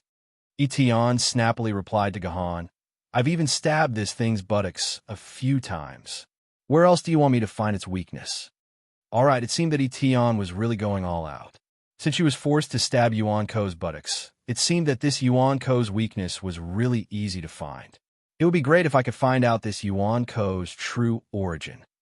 Gohan silently pondered. As long as he could find out this Yuan Ko's origin, he might be able to find this Yuan Ko's weakness. Unfortunately, his personal terminal still gave him the answer that it was a golden patterned leopard. If Etienne could still contend with this Yuan Ko because of her sword technique and movement technique, then on the other side, Ming Yuan's situation wasn't so good. She was a mage-type sword maiden. Her physical fitness was originally not as good as Etienne's. After fighting with this Yuan Ko for a while, this Yuan Ko naturally discovered that Ming Yuan was a soft persimmon that was easy to bully. As a result, Yuan Ko relied on his defensive abilities to ignore Heavenly Reliance's attacks and focus all of his power on Ming Yuan. This caused Ming Yuan to be flustered. Although Ming Yuan's swordsmanship wasn't bad, she couldn't completely dodge Yuan Ko's attacks like the Heavenly Sword. In just over a minute, she had taken quite a few of the leopard's attacks. After swaying for a while, her shield had lost about 20% of its energy. As a matter of fact, if it wasn't for Etienne's help from time to time, Ming Yuan might have suffered even more damage. Smelly Blackbird, get the hell back to where you belong, where you used to be. You're a long-range sword maiden, yet you're running over here to fight in close combat. What do you think you're doing? Seeing that Ming Yuan had suffered quite a bit of damage, Etienne was somewhat irritated and distressed. It was hard to tell that although Etienne and Ming Yuan were used to bickering, fighting, and competing with each other, their relationship was unexpectedly good. With Etienne's stinky personality, it was really strange that he had friends. However, some interesting information could be gleaned from their conversation. For example, Etienne and Ming Yuan had actually been teammates in the past, and had even fought together in the past. Just like a six-man party in a dungeon, they each had their own positions. Help me stall for a while. I'll treat that damned Yuan Ko to a meal of leopard meat barbecue. Ming Yuan hesitated for a moment. She was somewhat helpless, but also somewhat excited, as she accepted Etienne's suggestion.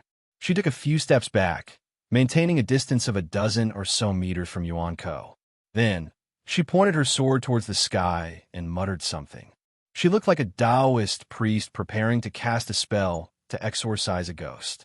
The only difference was that the Taoist priest's peach wood swords were burning with talismans, whereas the Netherworld Iris sword's blade was burning with a pitch-black flame. The flame was so black that it seemed as though it could devour all the light in the surroundings. What skill is that? Gahan didn't know much about Ming Yuan's sword, so he didn't know what kind of skill it was going to use. However, judging from Ming Yuan's posture and the 10 seconds of channeling time, Gahan knew that Ming Yuan was about to unleash her ultimate skill. Sure enough, Song Yifei said with a serious expression, "This is Ming Yuan's ultimate skill. Soul ignition with netherfire. It can only be used when using a large amount of sword chi and when the durability of the user's body is greatly reduced. It can summon a ball of netherfire that can cause indefensible damage to Yuan Ko's body and attack Yuan Ko. It's a very powerful skill. My master once said that Ming Yuan Jiandi used this skill to defeat all the Ghost class and Soul class Yuan Ko. He even used this skill to kill the Dragon class Yuan Ko. That's why Ming Yuan Jiandi is so grateful to Ming Yuan that he even used Ming Yuan's sword as his title. You don't have to tell me so much about it." Guhan rolled his eyes at Song Yifei. Even swordsmen wouldn't tell each other the details of their sword maiden skills unless it was a special occasion. Even if swordsmen had a surprising level of trust and friendship between each other, they wouldn't tell anyone else about their sword maiden skills. It was just like how a husband and wife, or a father and son, had their own secrets. The fact that Song Yifei was able to tell Gahan everything about Ming Yuan meant that Ming Yuan viewed Gahan as a trustworthy friend. How strong is the Ming Yuan sword? Gahan changed the topic. I don't know how strong it is because it's my first time seeing Ming Yuan use this skill. Normally, I would ask Ming Yuan to show me this move so that I could have a better understanding of her power. However, Ming Yuan wouldn't agree. She said that this is a skill that can't be used in battle. Song Yifei stared at Ming Yuan as she spoke. It was clear that she had never seen Ming Yuan use this skill before. She was also very curious about Ming Yuan's ultimate skill. A skill that even swordsmen don't know how strong it is. Guhan turned his attention back to the Netherworld kite sword. The leopard seemed to have sensed something and was desperately trying to attack the Netherworld kite sword. However, the heavenly sword was like a sticky candy that couldn't be shaken off, sticking to Yuan Ko's side.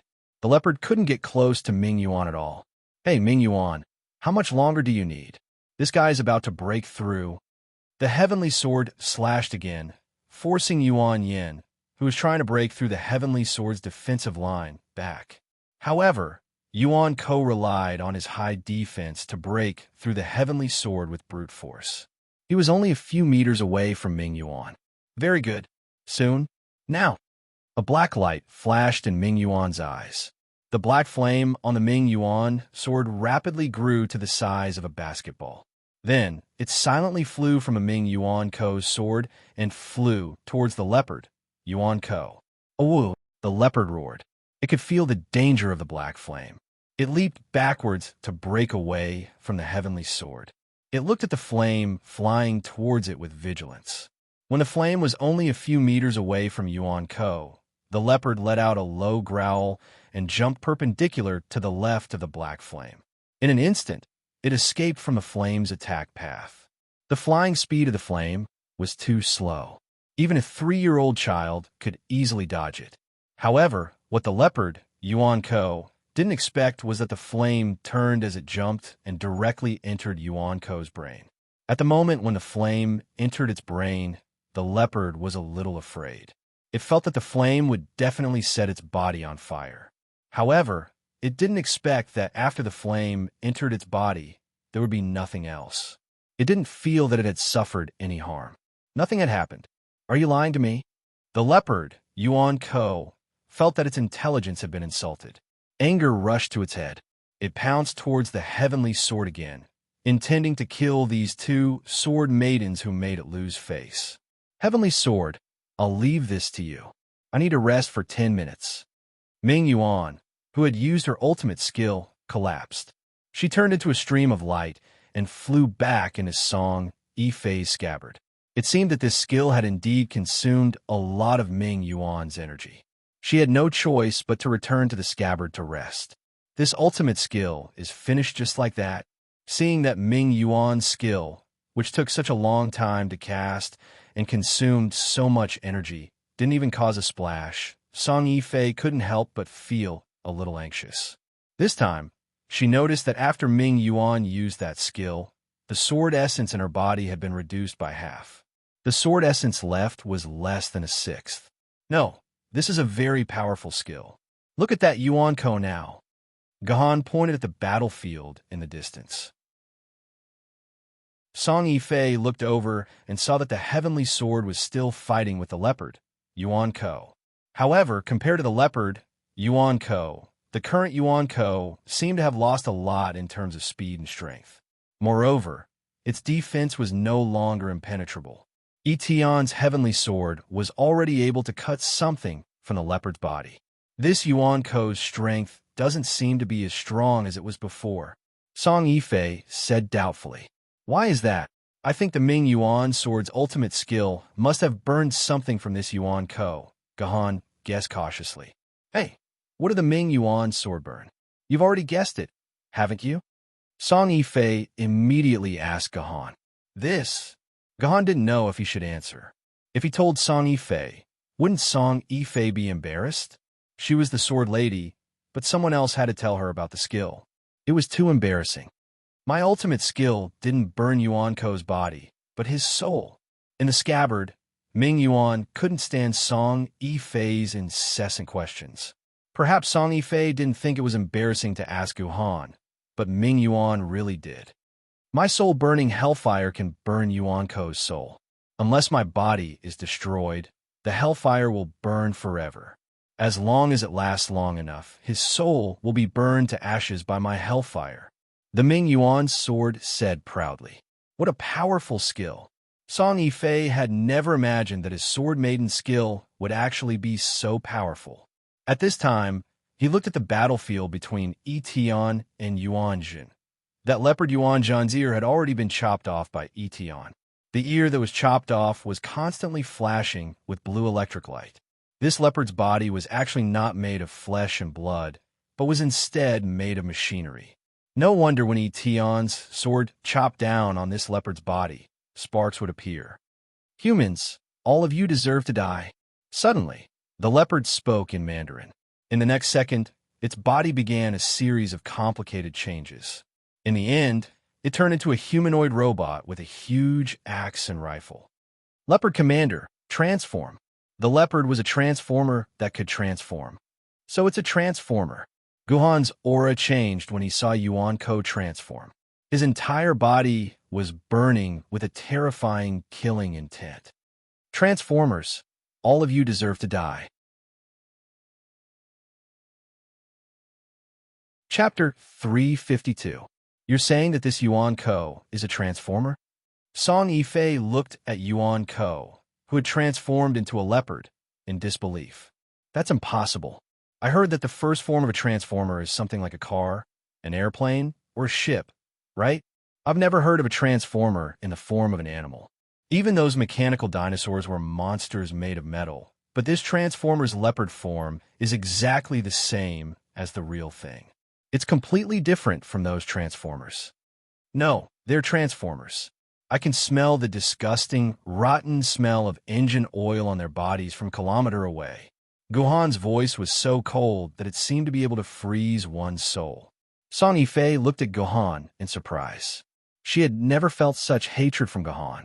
It was as if the enemy in front of them was the enemy who killed Guhan's father. In fact, the transformer in front of them could indeed be called the enemy who killed Guhan's father. This was because the one who broke into the shelter that Gahan and his parents were in and stomped Gahan's parents into meat paste was the leader of the Transformer faction, Optimus Prime. Therefore, when Gahan found out that Yuan Ko was a Transformer, he showed such deep hatred. To Gahan, Transformers were the source of all his hatred. Perhaps in the future, Gahan could let go of a portion of Yuan Ko and not kill him. However, Gahan had to kill all the Transformers, leaving none alive. Etion, come back. Guhan's calm voice, like a cold wind, was transmitted to Etion's ears through the sword mark. What kind of joke is this? This opponent belongs to this female hero. As long as this female hero uses her ultimate move, this Yuan Ko will. Before Etian could finish her sentence, she turned into a ray of light and flew back into Gahan's hand. Gahan had forced Etian to return to his sword because he wanted to personally deal with this transformer. Gahan, you're crazy? We've agreed that you can't force me to do anything. Etian roared at Gahan madly through the sword mark. She was a person with an extremely free personality. What she couldn't accept the most was someone trying to force her to do something. Even if the other party was her sword wielder, Etian still had to refuse. She wanted to fight according to her own way of thinking. Etienne, I'll let you scold me all you want when we get back, but right now, please allow me to do something that I must do. Let me kill this Yuan Ko with my own hands.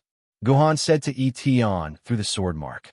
His words contained such a deep sorrow that even Etienne, who had been roaring all this time, quietened down.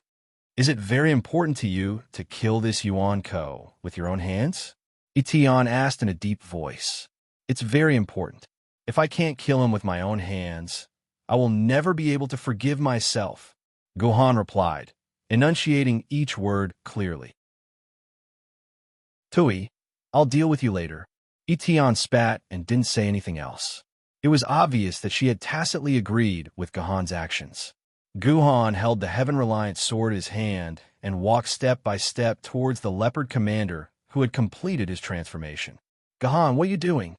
Song Yifei was shocked when she saw Gahan suddenly put away the sword and walk away from her side towards Yuan Ko. She couldn't understand what Gahan was trying to do. Don't mind this man, Yifei. Ming Yuan said meaningfully. To be able to become Etienne's master, this man is hiding a lot more than you can imagine. Just wait and see. He will come back safe and sound. Why did this sword wielder take back his sword maiden? His sword maiden clearly didn't receive any damage. Iwenjun looked at Gahan in shock as he walked towards Yuan Ko. Her mouth opened wider and wider. Is he crazy? He's actually walking towards Yuan Ko. Does he think he can fight Yuan Ko with his own body? Iwenjun couldn't understand Gahan's actions at all. In a normal battle, the sword wielder would command the battle from a relatively long distance away. That way, if the sword lady was no match for the sword wielder, there would be enough time and distance to retrieve the sword lady and use it to escape. Just like earlier, if Iwenjun hadn't been cautious and had commanded the battle from a kilometer away from Yuan Ko, he would have died under the claws of the Transformer Leopard Commander. It was precisely because of this 1 kilometer distance that Iwenjun had time to escape to the hovering bus and save his own life. Young master, this sword-bearer is holding Lady Etienne in his hand, right? Uncle Huang, who was lying in the medical pod, had already woken up. He could speak to Iwenjun through the medical pod's communication system. It seems like a lot of interesting things have happened in Yuzhong City recently. I didn't expect Lady Etienne to be born. Young master, do you know a legend about Lady Etienne? Uncle Huang said with a hint of happiness and sorrow. What legend? Is there any legend about Lady Etienne that I don't know? Iwenjun frowned. Not so long ago, Iwenjun was the person who understood Lady Etienne the most in this world. Furthermore, the first time he had synchronized with a sword lady, he had set his sights on Lady Etienne. Unfortunately, Lady Etienne had ignored him completely. She hadn't reacted at all to him, the descendant of an old friend. This had been a huge blow to Iwenjun, so the sword lady had only randomly synchronized with a man-made sword lady, the separation and reunion sword. Iwenjun couldn't help but feel a little jealous when he thought about how the heavenly sword that he had dreamed of was now in the hands of another person. Ha! You don't know about this legend, young master. Only Uncle Huang's ancestor knows about it. When Uncle Huang's ancestor was still serving His Majesty once told him that Lady Etienne couldn't be synchronized with just anyone. Only sword wielder who had the ability to become a sword master would be able to gain Lady Etienne's favor. Now it seems like this legend is true. This sword wielder seems to be a sword master too. Sword master? Iwenjun gazed at Gohan's back in fascination. How great would it be if he, Iwenjun, could also become a sword master? Is Gahan really a sword master, just as the two sirs said? Sword Immortal Eagle Cat, who was in the driver's seat, was able to observe Gahan's every move through the camera that was sent out by the hovercraft's battle recording system. When he saw Gahan take the initiative to step forward, he wasn't surprised at all. Instead, he was curious. He desperately wanted to know how outstanding this man who had been accepted as a disciple by Sword Immortal Cloud Sky was. He wanted to know if he was worthy of becoming a disciple of a Sword Immortal. Meanwhile, Kurakin was sitting on the roof of the bus. His eyesight was very good, so he could clearly see the battlefield in the distance even without binoculars. Whether it was when Yi Wenjun was in danger, when Ming Yuan used her ultimate move, or when Gahan charged forward with his sword, Kurakin's face didn't change at all. If one had to say anything, it could only be said that Kurakin's face maintained a faint, disdainful expression. He didn't care about Gahan's actions at all. "Human, you finally stopped hiding behind these women." Commander Leopard moved his arms behind his back, and two golden axes appeared in his hands. After transforming into his human form, Commander Leopard seemed to have gained the ability to speak. From Commander Leopard's tone, he seemed to look down on humans like Yi Wenjun, who hid behind sword ladies. In fact, all the Yuan Ko looked down on humans. Even if they died under sword ladies' swords, they still looked down on humans who didn't dare to fight head-on. Therefore, when Commander Leopard saw that Gahan was ready to fight him head-on, he was very excited and impressed. "Commander Leopard, I promise I'll let you die a quick death later." Commander Leopard promised benevolently. "You're a transformer, aren't you?" Gahan ignored Commander Leopard's benevolence and immediately began to confirm Commander Leopard's origin. "Yeah, a human like you actually guessed my origin. That's right, I'm a transformer from Cybertron. I'm a subordinate of the leader of the Autobot faction, Gorilla General Optimus Prime." "Human, why are you asking?" Commander Leopard admitted his identity straightforwardly before asking Gahan. "Gorilla General? Optimus Prime? Commander Leopard?" Gahan chewed on these three names. "What's your relationship with Optimus Prime?" "Optimus Prime is the successor of Optimus Prime. When they came to Earth, we ruled all of Cybertron. But soon, Optimus Prime will lead Cybertron's army." Commander Leopard's mouth was really fast. Before Gahan could ask anything, Commander Leopard had already told him about his origin. It was only when he mentioned Cybertron's army that Commander Leopard suddenly shut his mouth. He realized that he had said too much. "Human, since I, Commander Leopard, am willing to leave your corpse intact, tell me, where is Optimus Prime now?" Commander Leopard didn't care about leaking the secret. In his opinion, killing this weak human was as easy as blowing off dust. "You're asking about Optimus Prime? Then you'll have to go to hell." Gahan's face was ferocious. After he said that, his figure flashed and appeared behind Commander Leopard. The heavenly sword in his hand stabbed through the gap between Commander Leopard's transformed body. "Damn human!" Commander Leopard let out a furious roar as he felt a sharp pain in his body. At least 100 sensors had been destroyed by Gahan's sword. Although Commander Leopard's body was mechanical, he was not a human-made robot. He was a great silicon-based life for real life. A life that could feel pain and emotions. In pain, Commander Leopard smashed the giant axe in his left hand at Gahan's head. Gahan snorted coldly, and more than 500 quarks of sword essence poured into the blade of the heavenly sword. The blade of the heavenly sword was wrapped in a golden color. Then, Gahan held the heavenly sword in his hand and pulled it back slightly. A golden arm was removed from Commander Leopard's arm. "My arm." Commander Leopard was dumbfounded. He couldn't understand how his arm had left his body in just one move. Chapter 353. "My hand, how did this happen?" Leopard Commander looked at his arm, which had been casually tossed onto the ground by Gahan, in disbelief. He could not believe that his hand had been chopped off just like that. Song Yifei and Yi Wenjun, who were watching from the side, also expressed their disbelief. Even the Eagle Cat Sword Spirit was so shocked that he dropped the glass of water in his hand. How did this happen? He broke the defense of the dragon-level Yuan Ko with just one slash. Not only did he break it, but he also chopped off his arm. Even I couldn't do this when I was at the famed sword tier. The eagle cat, sword spirit, mumbled to himself. From what he knew, it was impossible for a famed sword lady to chop off the dragon-level Yuan Ko with just one slash, let alone a treasured sword tier wielder. At the same time, Ku Rakin, who was sitting on the roof of the car, was also stunned. He had completely lost his previous calmness. If it was me, would I be able to do it? Ku Rakin asked himself, but Ku Rakin did not answer for a long time. It was unknown whether he did not know the answer, or he was too ashamed to answer the question.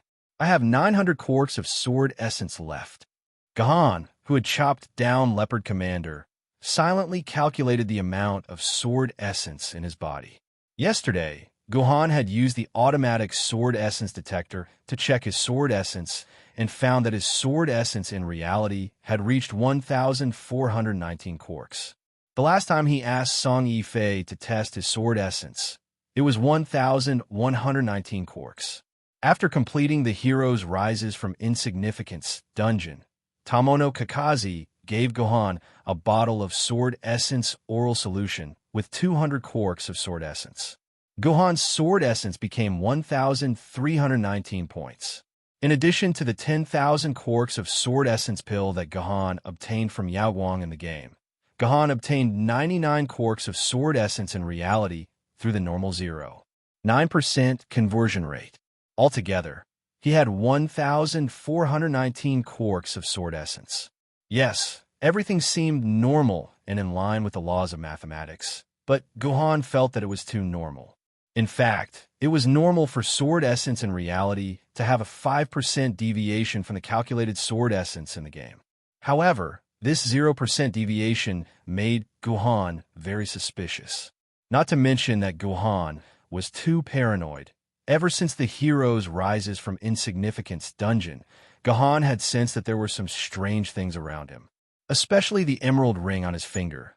Gohan could guess that he had far more secrets than he had imagined. Back to the battlefield. There were many reasons why Gohan was able to cut off Leopard Commander's arm with one slash. The first reason was, of course, that Ming Yuan's soul burning hellfire was still quietly burning Leopard Commander's soul. For Transformers, it was burning the tinder in their bodies. Didn't using hellfire to burn the tinder sound magical? The weakening of the tinder was directly reflected in Leopard Commander's body. His defense began to weaken and become fragile. However, this was not the main reason why Leopard Commander's arm was cut off by Gohan.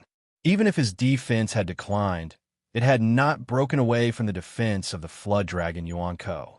This was not a defense that Gohan could easily cut off. The most important reason was that Gohan had infused 500 quarks of sword essence in a Heaven-reliant sword to execute the 9 swords of Black Heaven, Sword Soldier Kill.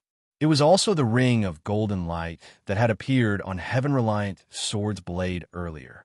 This was a move used in the 9 swords of Black Heaven to strengthen Sword Maiden's defense. As the number of quarks poured into the sword essence changed, the Sword Maiden's armor-piercing ability kept increasing.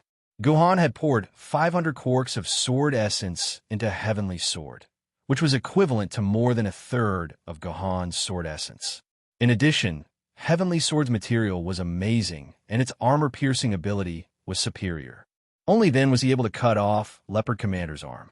However, if Gohan were to be replaced by someone like Song Yifei or Yi Wenjun, they would not be able to cut off Leopard Commander's arm, even if they were wielding Heavenly Sword that had 5,000 quarks of sword essence to increase its armor-piercing ability. Gohan's slash looked simple and casual, but it was actually a very ingenious move. Gohan's blade had cut through the gaps between the various armor components on Leopard Commander's body. He had avoided many critical parts that were made of tough alloy, so the blade only needed to cut through about 8% of the armor to cut off Leopard Commander's arm. This was like how Butcher Ding would dismember a cow. Because he was familiar with the cow's body, he could dismember it with ease. However, the strange thing was that Butcher Ding slaughtered cows every day, so he knew the cow's muscles and bones like the back of his hand. That was why he was able to bypass all the parts that were difficult to cut. However, this was Gohan's first time fighting a real Transformer. How'd he know the Transformer's body like the back of his hand?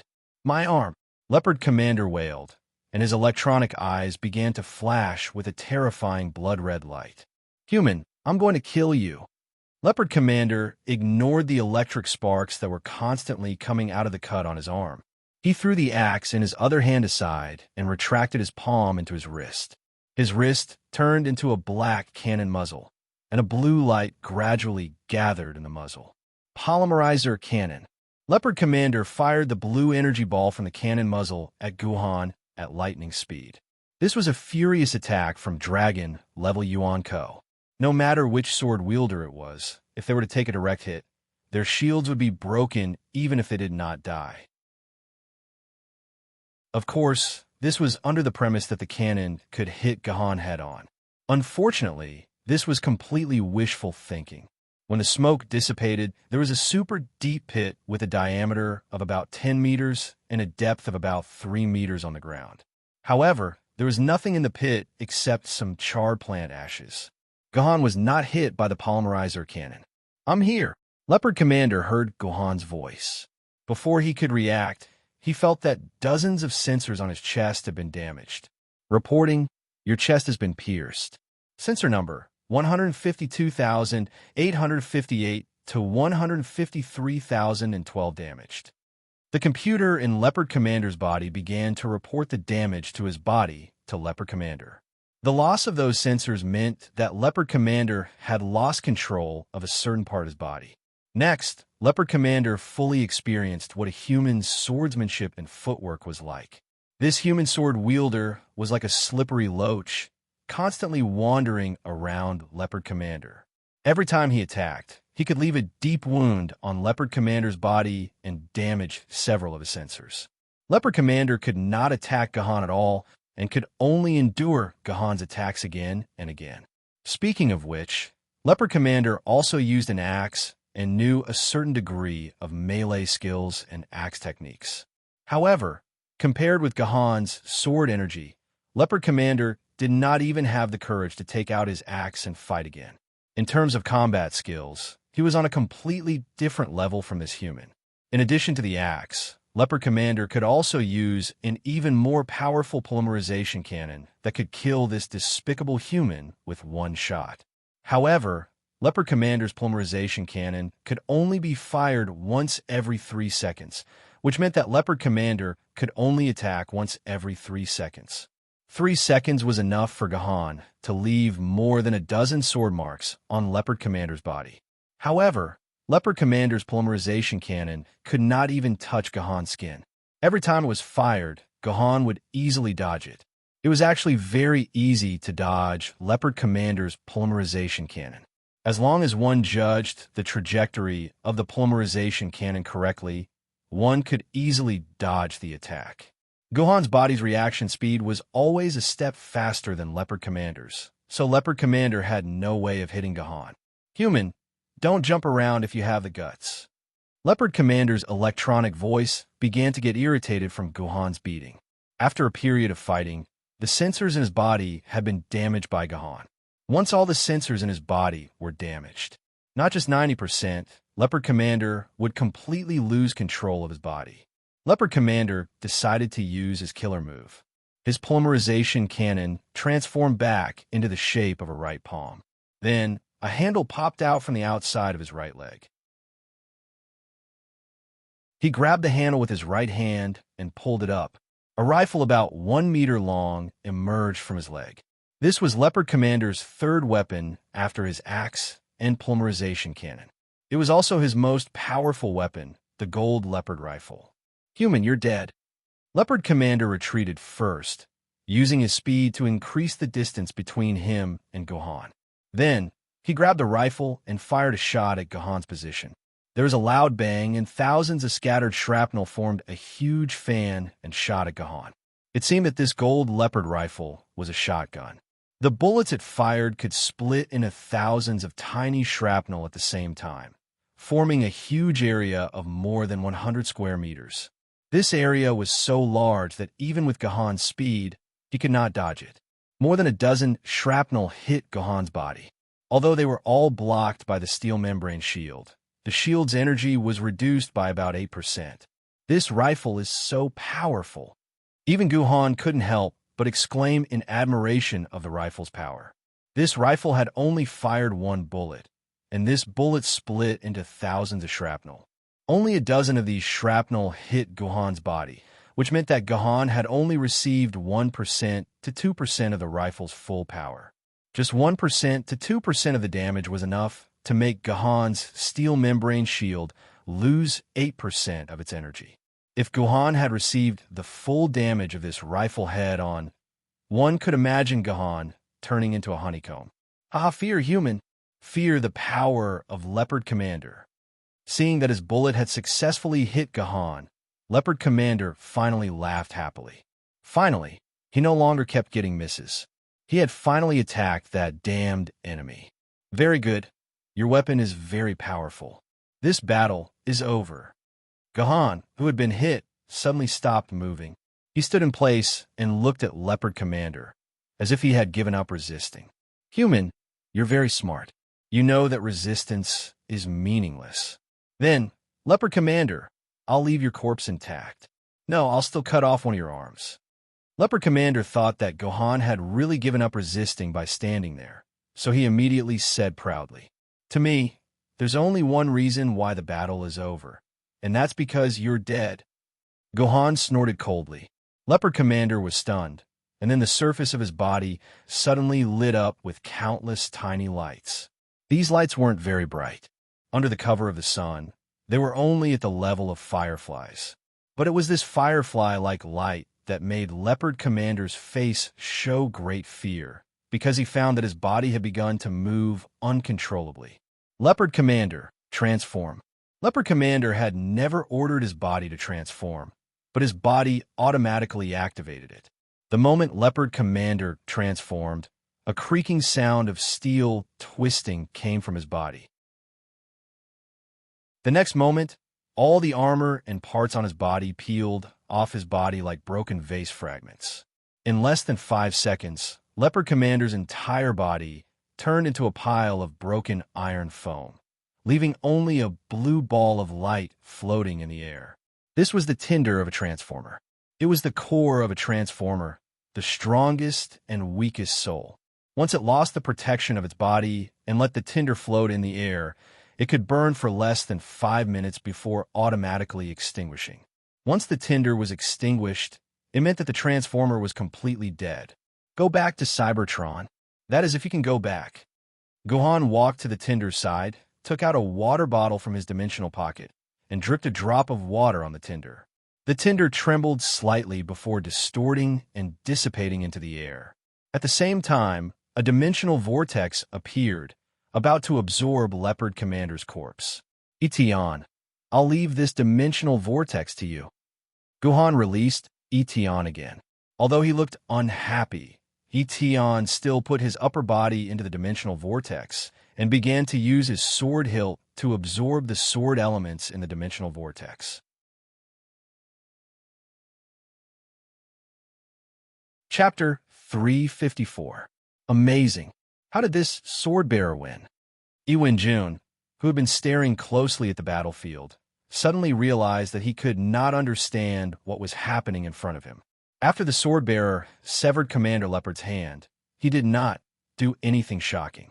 Instead, he circled around Yuan Ko and jumped up and down. Although he managed to hit Yuan Ko many times, he did not seem to deal fatal damage to Yuan Ko like how he had severed his hand at the beginning. Then, they saw Yuan Ko take out a new weapon and successfully hit Guhan, causing him quite a lot of damage.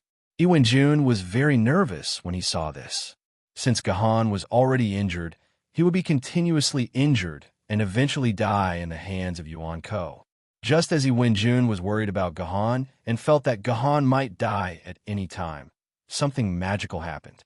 Yuan Ko's body lit up and turned into a pile of slag.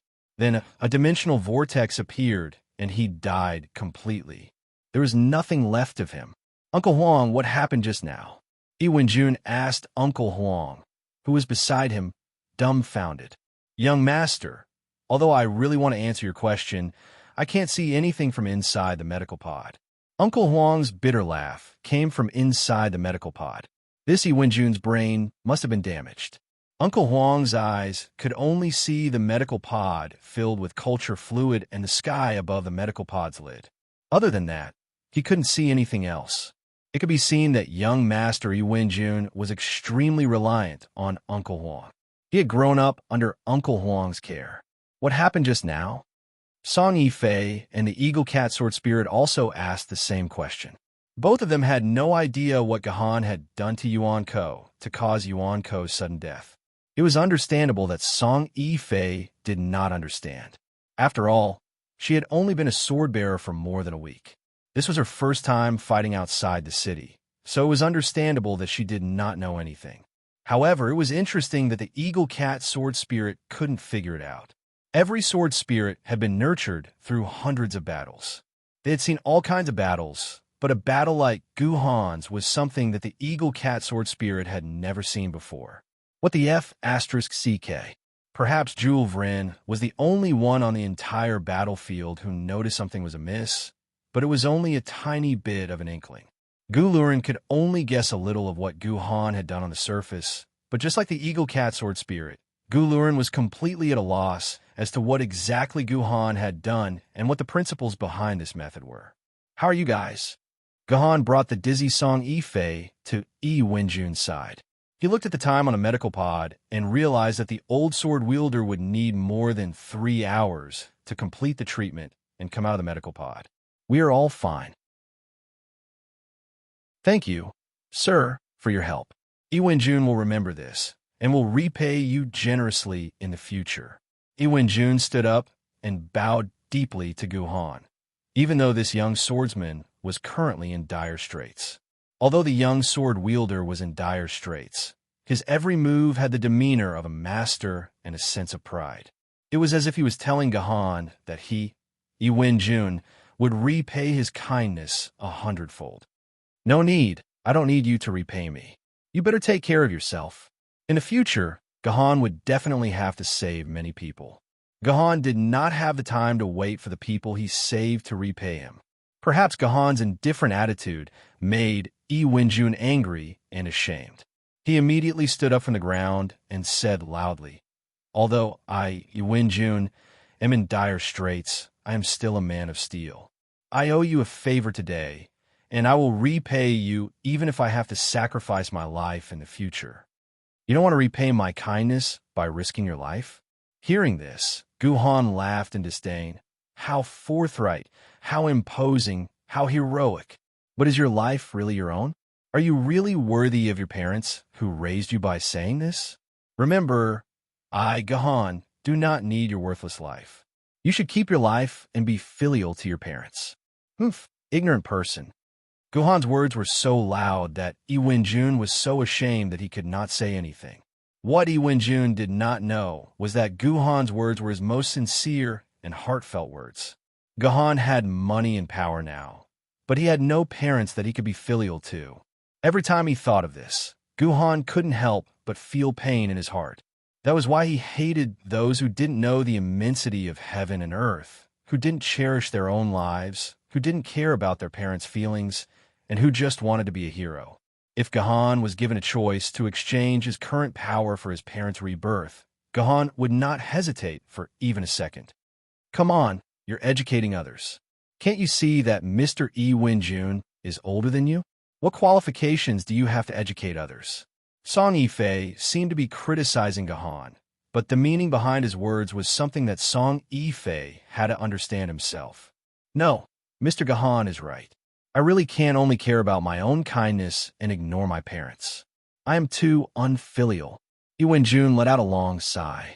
His attitude made Gahan look more pleasing to the eye. This guy's character was not bad. At least he could accept criticism. Benefactors, since Yuan Ko is dead, I will return to the beacon tower. Thank you for your help. I will never forget your kindness. After saying that, Wenjun planned to carry the medical pod with Uncle Wang and return to the beacon tower. The medical pod itself could be stored in a dimensional pocket, but if there was a person in the medical pod, it would be another matter. Naturally, the medical pod with a person in it could not be transported through a dimensional pocket. Jun could only lift the medical pod himself and transport it back to the beacon tower. As a result, Jun's hands had just placed on the two handles of the medical pod when he exerted a little force. He screamed and fell to the ground. There was a faint trace of blood on his shoulder. The wound that had stopped bleeding seemed to show signs of bleeding again. Under normal circumstances, this was not a problem. After all, Jun was a sword wielder who enjoyed the blessing of a sword maiden. His strength was far beyond that of a mortal. Carrying a medical pod that weighed more than 100 kilograms was similar to a mortal carrying a water basin that weighed 1 or 2 kilograms. But that was under normal circumstances. Don't forget, Jun's shoulder blades were pierced by Commander Leopard. Although the bleeding had been stopped after the emergency treatment by Gohan's gold sore medicine, it did not heal his broken bones and meridians. At this time, Jun's two arms were still fine, but if he wanted to use force to lift something, it was simply courting death. Just the sharp pain from his shoulder blades could kill him, not to mention the terrible consequences of the wound reopening. Mystery, are you okay? Seeing Jun's wound reopening and bleeding, Song Yifei asked with concern. I'm fine. I'll wait here for a few hours until Uncle Huang is cured in the medical pod. Jun shook his head repeatedly, indicating that he was fine. You guys go on your way. You guys go first, don't worry about me. All right. Song Yifei did not think much and planned to leave first according to Jun's instructions. However, he did not expect to be pulled back by Gohan. We can't leave him here. It's not safe here. Yeah, the usually aloof Gohan was actually starting to worry about the other sword wielder's safety. Since Yuanko has already come out through the dimensional rift, it means that the nearby dimensional wall is at its weakest state. It is very likely that a new Yuanko will appear. Given their current condition, even if they encounter a Tiger-grade Yuanko, it will be a dead end. Then what should we do? After hearing Gohan's words, Song Yifei felt that Gohan's words were very reasonable. If they left the two of them here, it was very likely that it was just as Gohan had said. A new Yuanko would appear, and the two of them would definitely die. Let me ask you. Gohan suddenly moved closer to Jun's ear and whispered a few words.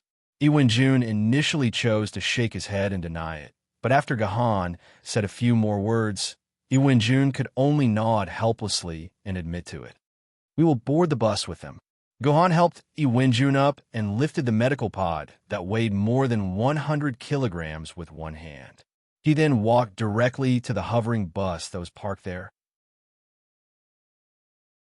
Bring them on the bus. Song Yifei was shocked and murmured to himself in disbelief. Will Lord Eagle Cat agree to it? Of course, the Eagle Cat sword spirit would not agree. When he heard that Gohan wanted to bring Jun and Jun on the bus, the Eagle Cat immediately rejected it. I don't object to your style of treating patients and saving people. But Gohan, you have to understand our current situation and our mission. How about this? You bring them to the other beacon towers nearby, and the sword bearers there can take care of them.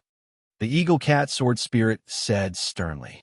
Mr. Gu, thank you for your kindness, but Lord Sword Spirit is right.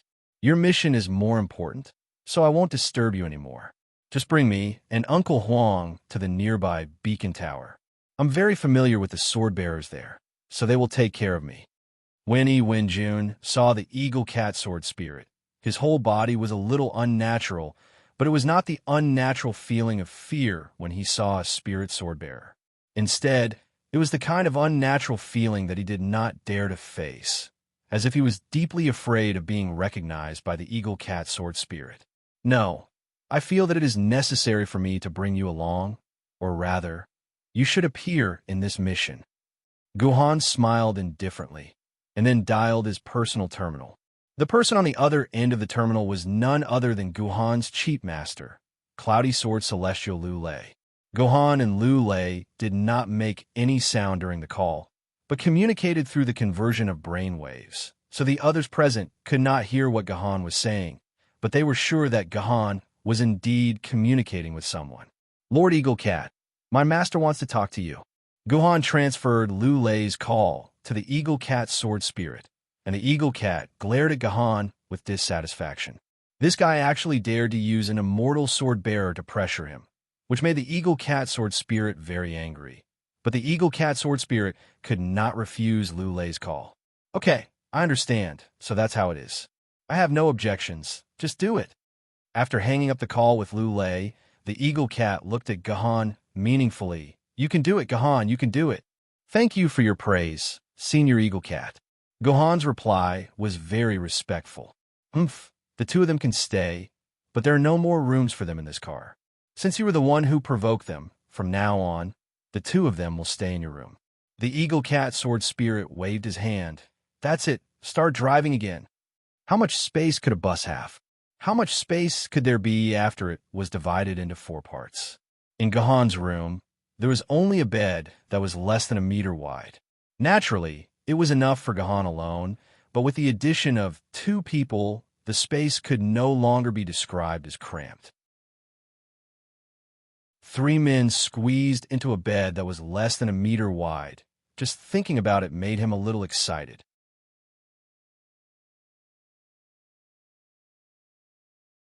Chapter 355. Why do you have to bring me along? Iwen-jun asked Gahan suspiciously as he sat in Gohan's room. Because I feel like I need to bring you along. Gohan replied without even lifting his head. Because of my identity? Iwen-jun clenched his fists. If it wasn't for his identity, his life would definitely be very easy. He wouldn't have to suffer so much. That's right, it's because of your identity.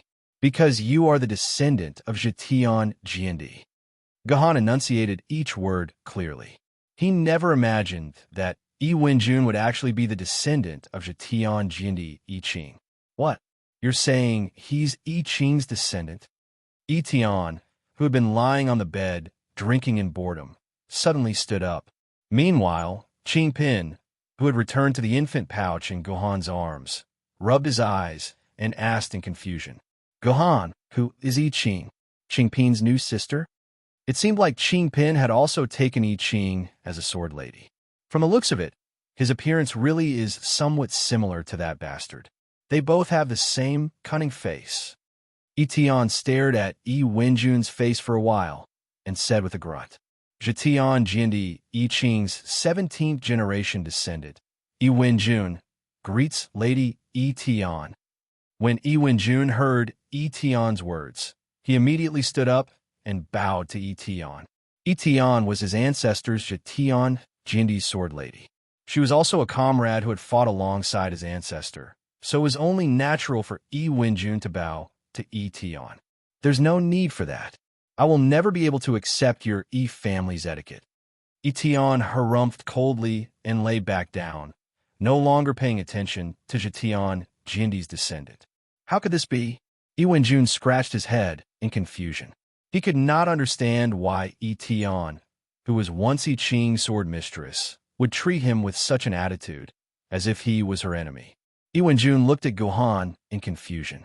Gohan waved his hand. Don't look at me. I don't know either. You'll have to ask your ancestor himself. Let's see if Zetian Jiandi left behind any words. My ancestor was a heroic man. He came naked and left naked. Apart from our I-family's bloodline, he didn't leave anything for me. Iwen-jun said gloomily. When other Jiandi passed away, they would more or less leave behind some resources for their descendants so that their bloodline could continue. However, their ancestor, Zetian Jiandi, was extremely stingy. He built a huge Yuzhong base city but left nothing for his descendants. As a result, even though Zetian Jiandi was one of the strongest Jiandis in history, his descendants still ended up like this. It looks like Iwen-jun isn't the type to lie. Could it be that I-Ching really didn't leave anything for his descendants? Gahan thought to himself. He had many reasons for bringing Iwen-jun along. One of them was that he wanted to befriend Iwen-jun and learn more about Zetian Jiandi from him.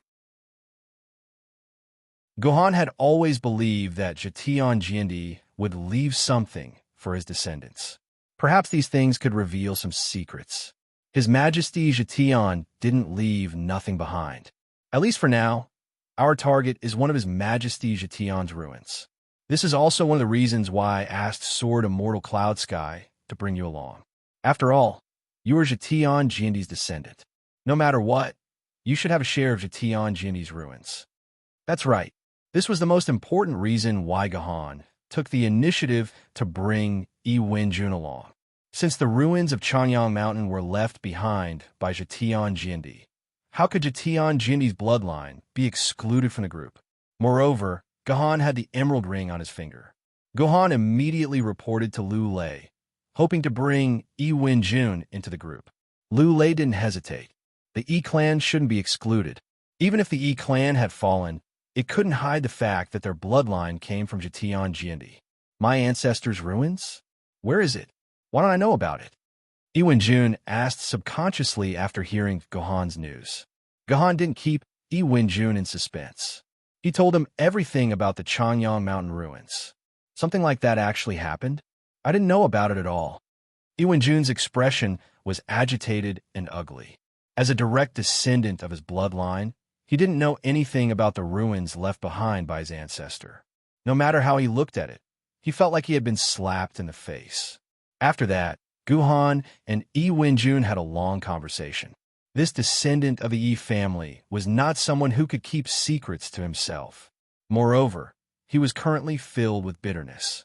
After being seduced by Gahan a few times, he told Gahan everything he knew about the Yi family situation.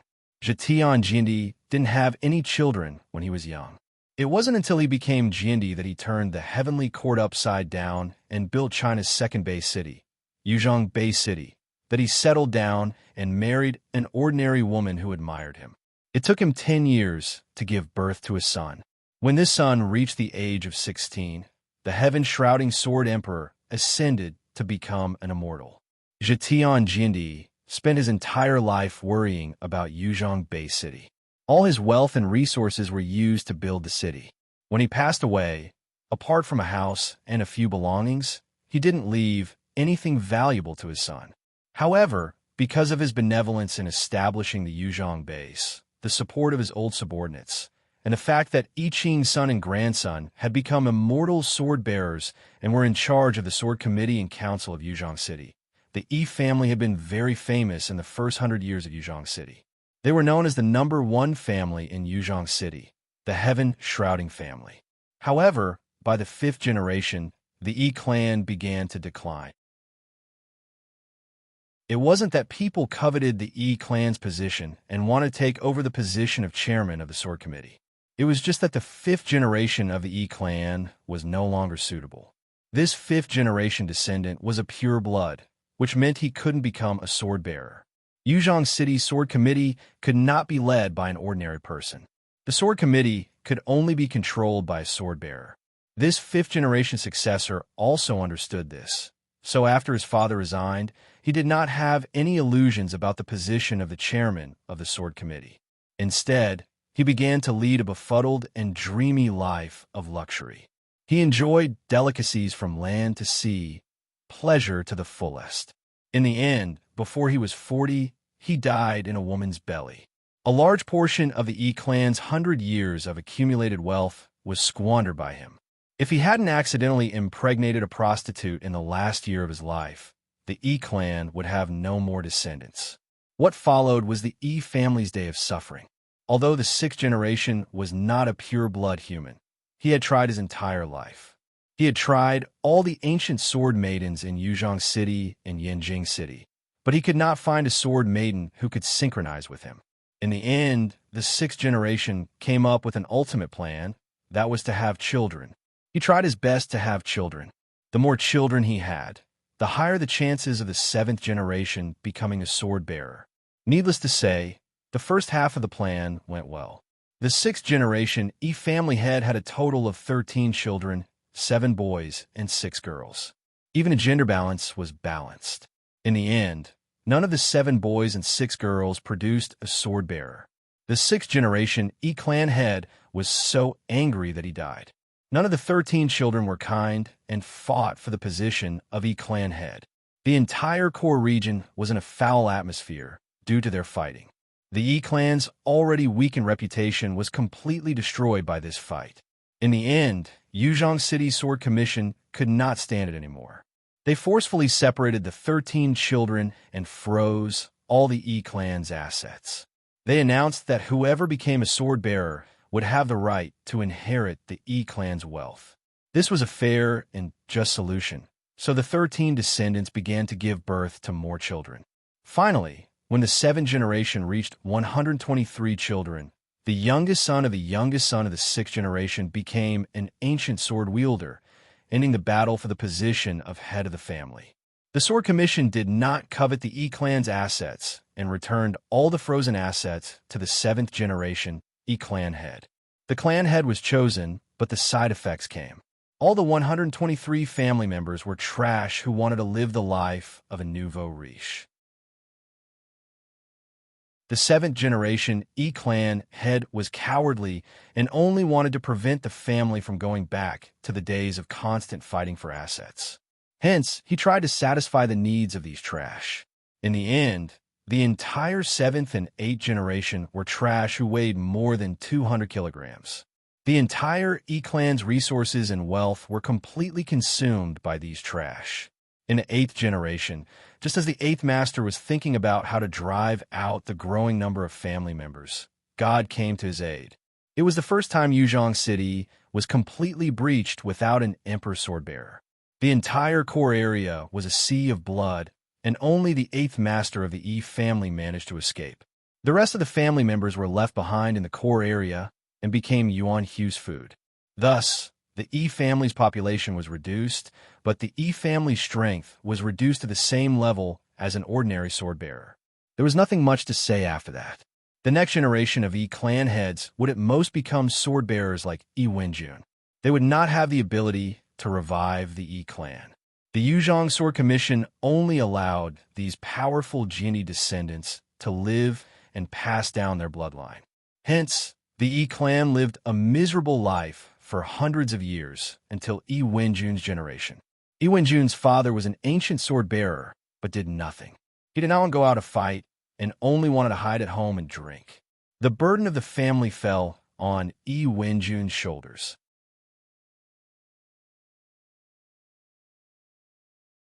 Chapter 356. There were many reasons for the Yi family's decline. Of course, the lack of talent was the main reason, but it was also because the previous family heads were tired and incompetent. It wasn't that they couldn't find a sword maiden that they could synchronize with, but it was because their sword essence didn't meet the requirements for synchronization. They were too lazy and relied on their status as the descendants of the heaven-shrouding Sword Emperor. Even without the hero coin, Yuzhong City wouldn't really force them to go out and do quests. In order to preserve the bloodline of the heaven-shrouding Sword Emperor, they treated it like raising a rice worm. However, Yi Wenjun was one of the few Yi descendants who was ambitious and wanted to revive the family. That was why he desperately participated in all kinds of battles and accumulated sword essence. At the age of 20, he became a treasure sword wielder. Then, because the mission of guarding the beacon tower gave a lot of hero coins, Yi Wenjun risked his life and took the initiative to join the ranks of the beacon tower guards. One had to know that the beacon tower was usually used by sword-bearers who had committed a crime to offset their sentence. For example, if you were sentenced to 10 years in prison, you only needed to guard the beacon for 10 months to offset your sentence. Very few people were willing to guard a beacon. There were a lot of beacons, but there were not enough criminals to guard them. So Yuzhong City increased the reward for guarding the beacons. It seemed that the most recent sword-bearers who guarded the beacons for a month could get a reward of 5,000 hero coins. This was far more than the reward given by other missions. So Yi Wenjun brought his henchman, Uncle Huang, to guard the beacons. Today was the third month they had been guarding the beacons. This retainer, Uncle Huang, had been with the Yi family since Zhijindi. Back then, the heaven-shrouding sword family had many retainers.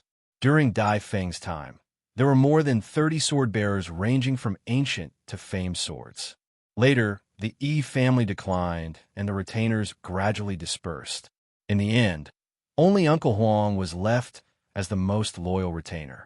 He never left the Yi family for hundreds of years. Until now, he still protected the last descendant of the Yi family, Yi Wenjun. This was the general story of the Yi clan. Gu Han, who had never cared about the Yi clan, sighed. He didn't think that the descendants of the illustrious heaven-shrouding Sword Emperor would decline to this extent. Even the clan's base was completely destroyed during the difficult Sword Era.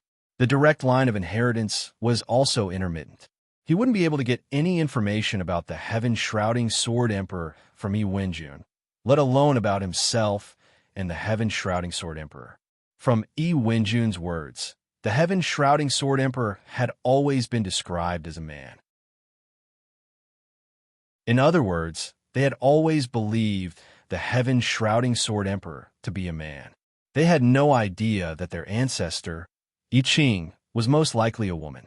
If Gahan took the initiative to tell Yi Wenjun that Jijindi was a woman, Yi Wenjun would probably treat it as an insult to Jitian Jindi and cut ties with Gahan on the spot. This trip to Chanyang Mountain is an opportunity for you. Perhaps His Majesty Jitian hid some relics for your descendants. If you can find these relics, the Yi clan might be able to rise again. Guhan comforted Yi Wenjun, which was rare. Guhan never comforted people. That's right, Yi Wenjun. I understand. Thank you, Mr. Gu. Yi Wenjun nodded. Her eyes suddenly welled up with tears. Thank you, Mr. Gu, for remembering our Yi family and knowing that these relics were left behind by our ancestors. Those guys from the Sword Council have completely forgotten about our Yi family. If we had not met you by chance, we would never have known that our ancestors left behind such riches for us. Yi Wenjun was right. Lu Lei and Zhu Wudao had never thought about the Yi family.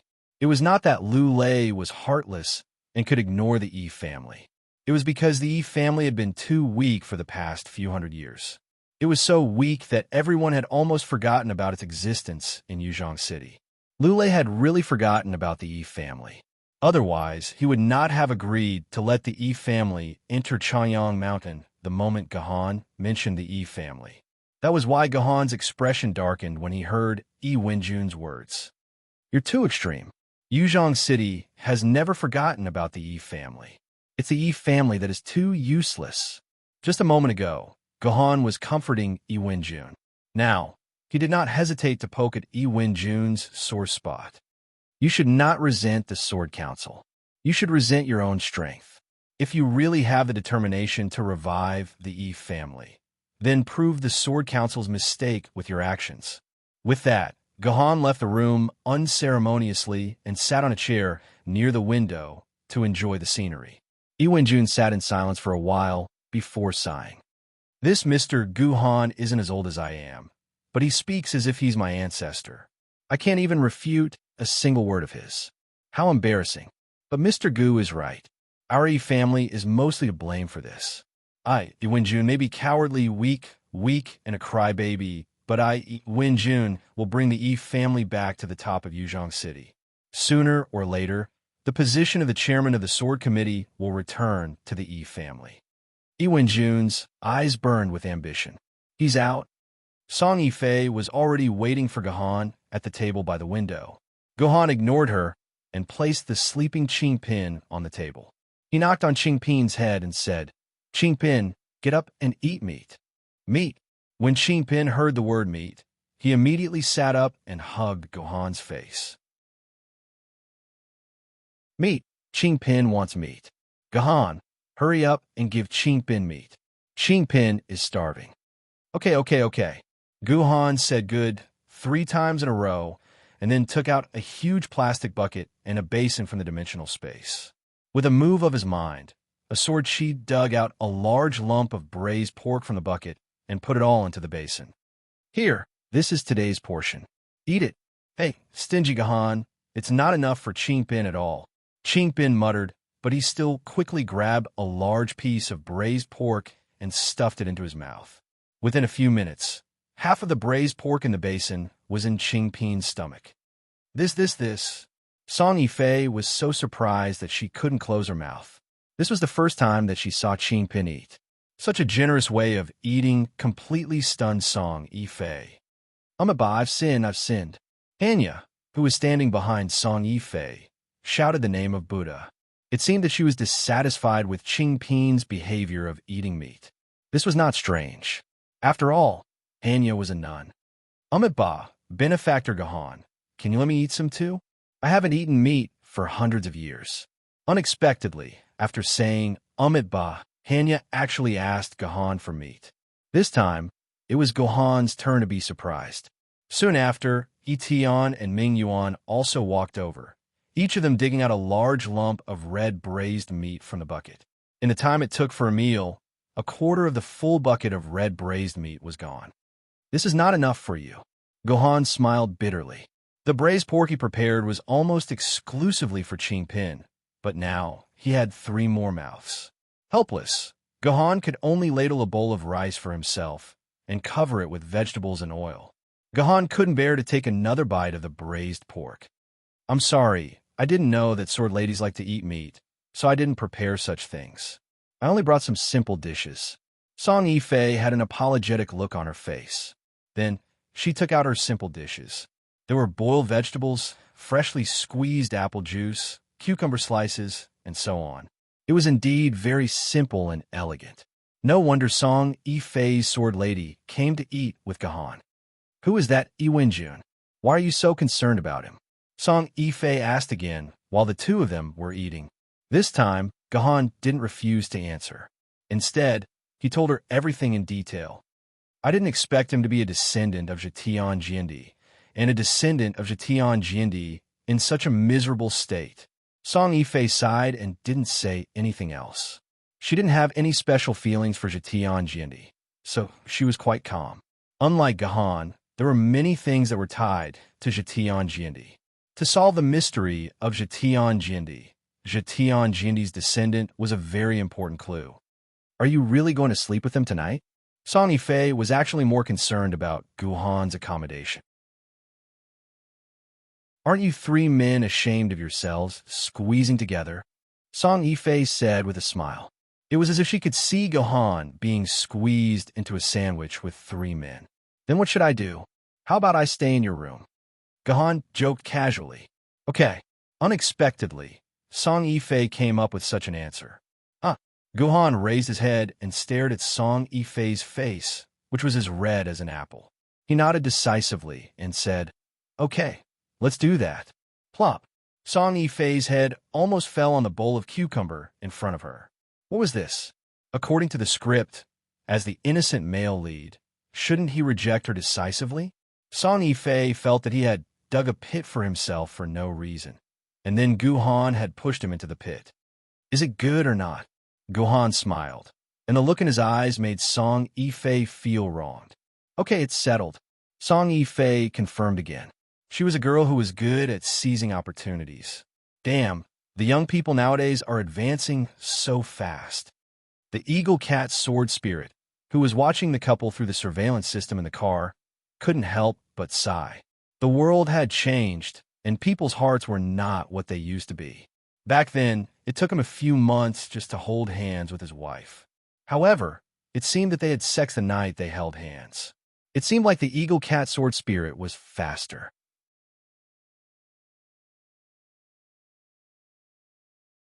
Chapter 357. During the rest of the journey, the hovering bus encountered several more Yuan-Kos. However, these Yuan-Kos were all below the ghost grade. It was not difficult to deal with the ancient sword-bearers. Thus, the Eagle Cat Sword Spirit chose to ignore these Yuan-Kos. The hovering bus continued to advance at high speed. Just as the sky was about to turn dark, the Eagle Cat Sword Spirit suddenly used the internal broadcast to ask everyone, since all of you are the cream of the crop among our Yuzhong City's artifact sword-bearers, then let me ask you, do you know where we should stop and set up camp? The wilderness at night was far more dangerous than during the day. It was probably due to the dimensional rift, but the radar range of the hovering bus at night was extremely small. Just by relying on the headlights, one could only clearly see a small area in front of bus. It was impossible to clearly see the enemies on both sides of the bus. More importantly, the hovering bus with the headlights on at night was like a piece of cake that emitted a tempting aroma, attracting all of the Yuan-Ko's attention. Thus, the Sword Committee had warned the sword-bearers countless times that they had to find a place to set up camp at night. It did not matter if they stayed in the bus or in a tent, but they could not travel through the night. If they were not careful, they would be devoured by the night. Seeing that the sky was about to turn completely dark, the eagle cat sword spirit had to find a place to stop and set up the hovering bus. The eagle cat sword spirit used this question to test Gahan and the others. It was also indirectly teaching them knowledge about camping in the wilderness in the future. I know. Song Yifei was the first to raise his hand and answer. We have to choose a place that is leeward from the wind. This way, our scent will not be detected by Yuan Ko. We also have to choose a place with a stable dimensional wall. This way, it will not be easy for dimensional rifts to appear nearby. That's right, we have to choose a place with a flat and wide field of vision. This way, even at night, we will be able to clearly see the surroundings and make it easier for us to escape. Song Yifei listed out a long list of methods and conditions for choosing a camping spot in one go. Gahan was very clear about these things, as they were clearly written in high school textbooks. They were the passages that students were forced to memorize. Every morning, the teachers would randomly select a few students to memorize these things. If they failed, they would naturally suffer. Not bad. Song Yifei, it seems that you must have done very well in the exam. The eagle cat, sword spirit, smiled faintly. Its tone was a little strange. Obviously, it did not agree with Song Yifei's answer. Sometimes, we may not have the time to judge these specific conditions. So do you know how to choose the right campsite as quickly as possible? Song Yifei was a bit stumped. These things weren't taught in the books. Song Yifei didn't know anything at all. Then, Song Yifei looked at Gu Han with hope in his eyes, hoping that Gu Han would be able to answer his question. Generally speaking, logically speaking, Gu Han really didn't know the correct answer to this question. However, after thinking for a while, the answer surfaced in his mind. Just as he was about to answer this question, a cold and emotionless voice interrupted Gu Han's answer. Just look at the camps that have been used by the predecessors. You idiot! Ku Rakin walked out of his room and answered the question coldly before returning to his room. This person must be a psycho. Song Yifei looked at Ku Rakin with dissatisfaction as he slammed the door and muttered, "He came out just to answer this question in front of me? Even if he wants to show off, he shouldn't do it like this. There's no benefit in answering correctly." Who said there's no benefit? The eagle cat sword spirit sneered. Since Ku Rakin's answer is correct, you can have a good rest when we camp at night. As for you two, Gahan will be responsible for the night patrol during the first half of the night, and Song Yifei will be responsible for the second half of the night. Well, after a few words, Gahan and Song Yifei were assigned to patrol the night. This was a very hard job. They couldn't sleep for half of the night. Within a radius of 500 kilometers around Yuzhong City, sword bearers were very active in Yuzhong City. Almost every inch of land had been stepped on by sword bearers in the past 1,000 years. Therefore, there were many traces left by sword bearers in these places. This was what Ku Rakin meant by the best and easiest way to choose a campsite. They just had to find a place with the most traces of campsites nearby and set up camp. These places had been carefully selected by the previous sword bearers. The more marks there were, the more sword bearers had camped here, and the safer it was. Directly choosing this place was far faster than trying to determine whether Shun Feng or Li Feng would come. This was also a kind of wisdom left behind by the predecessors. The eagle cat sword spirit finally chose a high ground with its back against a cliff as a campsite. There were many traces left by sword bearers here, and a large area nearby was filled with all kinds of plastic bags, packaging bags, and all kinds of rubbish. Well, the more rubbish, the safer it was. The next day, after Gahan left, he would also leave rubbish here to tell people that it was indeed a safe place. After the hovercraft stopped, the original white body of the car began to change color. Like a chameleon, it could adjust its skin color according to the surrounding environment, perfectly blending into the surrounding environment. Unless one looked closely at it from a close distance, or directly judged by its aura, normal Yuan Ko would not be able to detect that there was a hovercraft parked here. After the campsite was settled, it was free time. If Gahan was in the mood, he could take a walk around and enjoy the magnificent scenery outside the city. Unfortunately, Gahan was not in the mood. Only Song Yifei walked around excitedly, then returned to his room and talked to Gahan about how beautiful the scenery outside was. Wait, you asked Gahan why he was in Song Yifei's room? Was there need to ask? Didn't it say in the previous chapter? Gahan wanted to sleep in Song Yifei's room. Gahan was a good man of his word.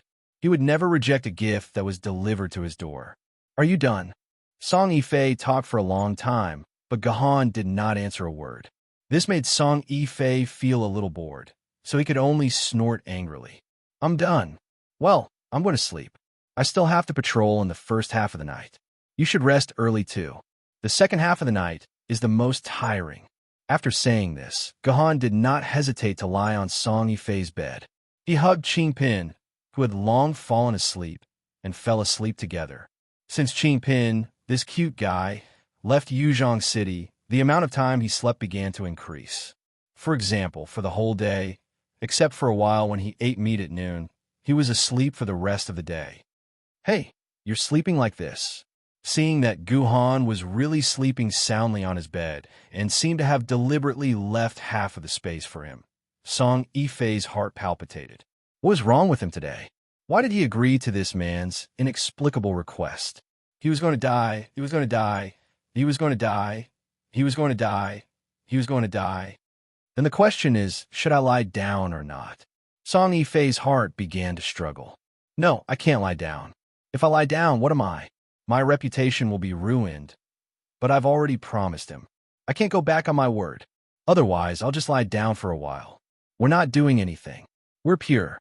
With this in mind, Song Yifei's body slowly descended. His butt leaned against the bed, and then he immediately bounced up as if the bed was some kind of hot pot. No, it's too shameful. I can't do it. I can't do it, but maybe this won't happen again. It's impossible to lie down together in the future. Oh my God, Song Yifei, what are you thinking about? Why are you worrying about the future? Do you really want to live with him in the future? He's 8 years younger than you. So, if I miss this village, there won't be another shop like this. Just let me have some good memories. The two angels in Song Yifei's heart kept entangling with each other, and Song Yifei could not make a decision. Seeing that time was about to pass, Song Yifei finally decided to use his killer move. Well, I'll look at the time on my personal terminal. If the number of minutes is an odd number, I'll stay away from him. If it's an odd number, I'll lie down. This was Song Yifei's usual solution when he was in a dilemma. He would leave his fate to God and let God decide what to do. At this time, Song Yifei did not know whether the number of minutes was an odd number or an even number. Therefore, Song Yifei carefully clicked on his personal terminal, and the interface of his personal terminal immediately popped up. In the upper left corner of this interface, a small string of time was particularly eye-catching. 20:41. Song Yifei clearly saw the time. The number of minutes clearly showed that it was 41 minutes, which was an odd number. According to Song Yifei's own promise, if it was an odd number, he would stay away from Gahan and refuse to lie down with him. This doesn't count. This is an experiment. This is the first time. Unexpectedly, Song Yifei's expression immediately changed, and he took back the projection of his personal terminal. Next time counts. Well, no matter whether we believe Song Yifei's words or not, Song Yifei believed it herself. She decided to wait a little longer this time to make the time more uncertain. Therefore, she silently counted 60 numbers in her heart and immediately projected the interface of her personal terminal. 20:43. Seeing the time, Song Yifei cursed in his heart. How can a real sword wielder be bound by these fake times? We should respect our true thoughts in our hearts. Song Yifei immediately found a new reason for himself, and it was a very noble one. That's right, I should respect my true thoughts in my heart. Song Yifei, just lie down. The result was the same as last time. As soon as Song Yifei's butt touched the bed, she bounced up again. No, I still need God to decide for me. Song Yifei quickly clicked on his personal terminal again and projected the interface. 20:44. Song Yifei finally let out a long sigh of relief. Song Yifei, this is God's decision. You can't go against God's will. Then, Song Yifei very happily lay down next to Gahan without any hesitation. This was the will of the heavens.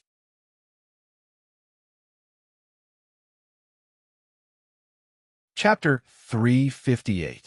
The moment she lay down beside Gahan, Song Yifei smelled a rich, milky fragrance. This smell was so magical, just like a mother's breast milk. Why did it sound so weird? Strange. Why would a man like Gahan have this smell? Song Yifei sniffed again. Although she had no idea why Gahan's body would have a milky fragrance, this smell was so sweet that Song Yifei's whole body felt relaxed, and she couldn't help but want to fall asleep. Slap! Song Yifei patted her face lightly. It was so embarrassing that she actually almost fell asleep. If I could be with Gahan in the future, at least I won't have to worry about insomnia. Song Yifei thought in a daze. No, this is too strange for a man to have this milky fragrance. Where is this fragrance coming from? Song Yifei thought so, and her little nose involuntarily rubbed against Gahan's back. She stuck to Gahan's clothes and began to sniff, like a puppy that kept sniffing for meat and bones. This look was so cute. Do I look like a pervert? After sniffing for a long time, Song Yifei suddenly realized how shameful her behavior was, and suddenly blushed.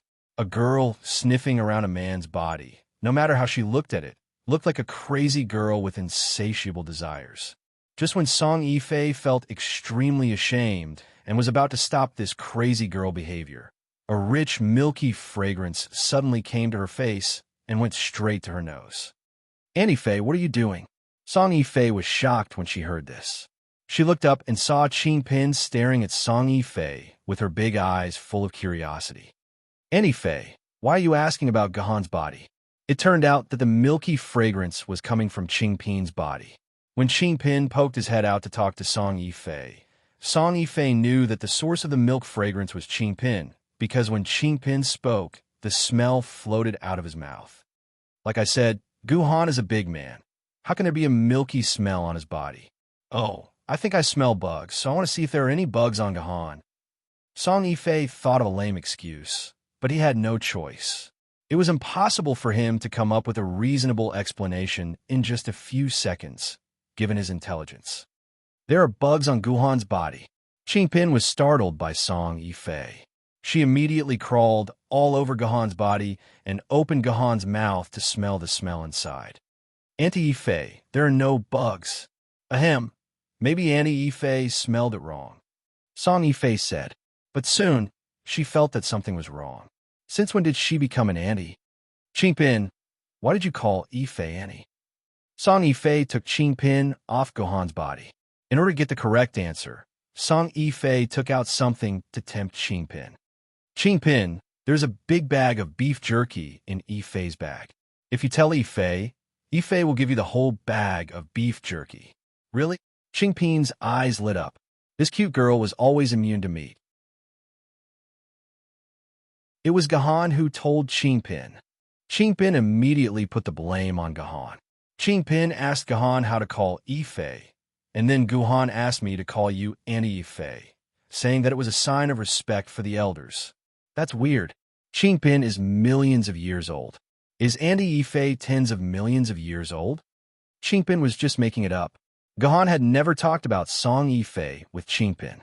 It was Qing Pin's own idea. Although Qing Pin was cute, he was not stupid. He could not say that he came up with the title of Auntie. It must have been taught by the annoying Gahan to Qing Pin. Qing Pin was innocent. "Beef jerky. Beef jerky." Qing Pin answered the question. Qing Pin wants to eat beef jerky. After Qing Pin answered the question, he immediately pinched a piece of meat on Song Yifei's face, indicating that Song Yifei should fulfill her promise. "Okay, I'll give it to you now." Song Yifei took out a handful of beef jerky from her dimensional space. She had spent thousands of yuan to buy it as a snack, but it all ended up in Qing Pin's hands. Oh, Qing Pin went to play with Gu Yun. At night, Qing Pin became energetic. He skipped out of Song Yifei's room and ran to Gahan's room to play with Gu Yun. Speaking of Gu Yun, ever since she got the small dagger from Tojo Kiki, she had been playing with it on the bed. She did not even come out for dinner. She just stayed in the room, quietly. Originally, Gahan had planned to take Gu Yun to sleep in Song Yifei's room, but no matter how hard Gahan shouted, Gu Yun would not move. So, he had to let her be. Gu Yun was in a daze in Gahan's room. Qing Bin wanted to play with Gu Yun. Henya was meditating on the grass outside the bus. Etian had hidden somewhere to drink. Miraculously, only Gahan and Song Yifei were left in Song Yifei's room. Was this the legendary sleeping together? Song Yifei could not help but lean closer to Gahan's position. Then, she put her arm on Gahan's waist to feel Gahan's body temperature. Then, she took a deep breath. There was no milk fragrance, but a faint sweat smell. This was the smell of a man. Song Yifei began to regret it. In fact, it was good for Qing Bin to stay here. Her milk fragrance could cover up the sweat smell on Gahan's body. The battle at noon had more or less made Gahan sweat. This bus did not have a luxurious design for people to take a shower. As a sword-bearer, he could just find a pond to take a shower. 1,000 years after the apocalypse, the only thing that had significantly improved on Earth was its environment. All the streams and rivers had basically recovered their clarity. Bathing in these waters might even be cleaner than tap water. However, this faint sweat smell made Song Yifei's heart palpitate. She did not know what was going on, but some kind of fire that Song Yifei had calmed down for more than 20 years had suddenly ignited. First, she felt her face heat up. Then, waves of heat kept rolling in her body. Gradually, this heat gathered in Song Yifei's lower body. A certain place began to become wet. The liquid that seemed to be there and not there hooked on his Song Yifei's delicate skin, making half of her body itch. Heavens, what's wrong with me? I just smelled a little sweat. Song Yifei felt that it was inconceivable for her body to be in such an uncontrollable state. She even suspected that she was a lewd woman. Otherwise, why would there be such a shameful result from just smelling a little sweat? Moreover, this feeling was getting stronger and stronger. In less than a few minutes, Song Yifei felt that her underwear was completely wet. If Song Yifei and Gahan were really boyfriend and girlfriend, then Song Yifei would definitely not hesitate to ride on Gahan's body, pull off his clothes, and then have sex with him. Unfortunately, Song Yifei and Gahan were not in a relationship. They just inexplicably lay together for some reason. Why don't I tempt him? If he knows what's good for him, then everything will be easy. Song Yifei had this thought in his mind. If sword wielders, especially those of the opposite sex, were to team up, it would be very easy for them to bond over a moment of sexual love in a battle of life and death where they would be separated every day. Maybe they would die tomorrow, so there was nothing to be reserved about. If they could get together with the person they liked and live a happy day, what the hell was a chastity? It was precisely because of this way of thinking that most female swordswomen were quite open about their sexual relationships. Don't misunderstand, it wasn't the kind of open that was licentious. Rather, if they met a man they liked, they wouldn't try to be reserved or shy. Instead, they would unceremoniously start a great battle of love and action. Song Yifei had just become a sword bearer for a few days, so she still maintained her reservation. If Song Yifei had been a sword bearer for 7 or 8 years and became a wily old fox, she would not care about being shy anymore. She could directly pull off his clothes and have sex. Anyway, our Gahan is handsome, so there is no loss. But now, Song Yifei naturally could not do this. She decided to tease Gahan a little and let him take the initiative. This was not her not being reserved. This was completely the mentality of an ostrich. Even if Gahan really took the initiative, it was triggered by her teasing. Okay? In short, Song Yifei's teasing plan began. She imitated some of the videos that she occasionally saw secretly. She kept her trembling hand on Gahan's back, and then slowly moved along the gap of his clothes, trying to enter his clothes and have intimate contact with the skin of Gahan's back. At the same time, Song Yifei's mouth slowly moved to Gahan's ear, and she stuck out her tongue. It seemed that she wanted to use her tongue to do something to Gahan's ear. Stick her tongue into Gahan's earhole? This idea was indeed a bit strange. Even Song Yifei herself hesitated for a long time. Finally, She could not resist the real itch coming from her lower body and bravely stuck out her tongue. What's wrong with you? Are you feeling hot because I'm here? At this moment, Guhan suddenly turned around, and his back was facing Song Yifei. Then, Song Yifei's tongue licked Guhan's cheek, and her hand, which had not had time to reach into Guhan's clothes, froze in midair. Haha, you're awake. Song Yifei did not know how to describe the embarrassment on her face.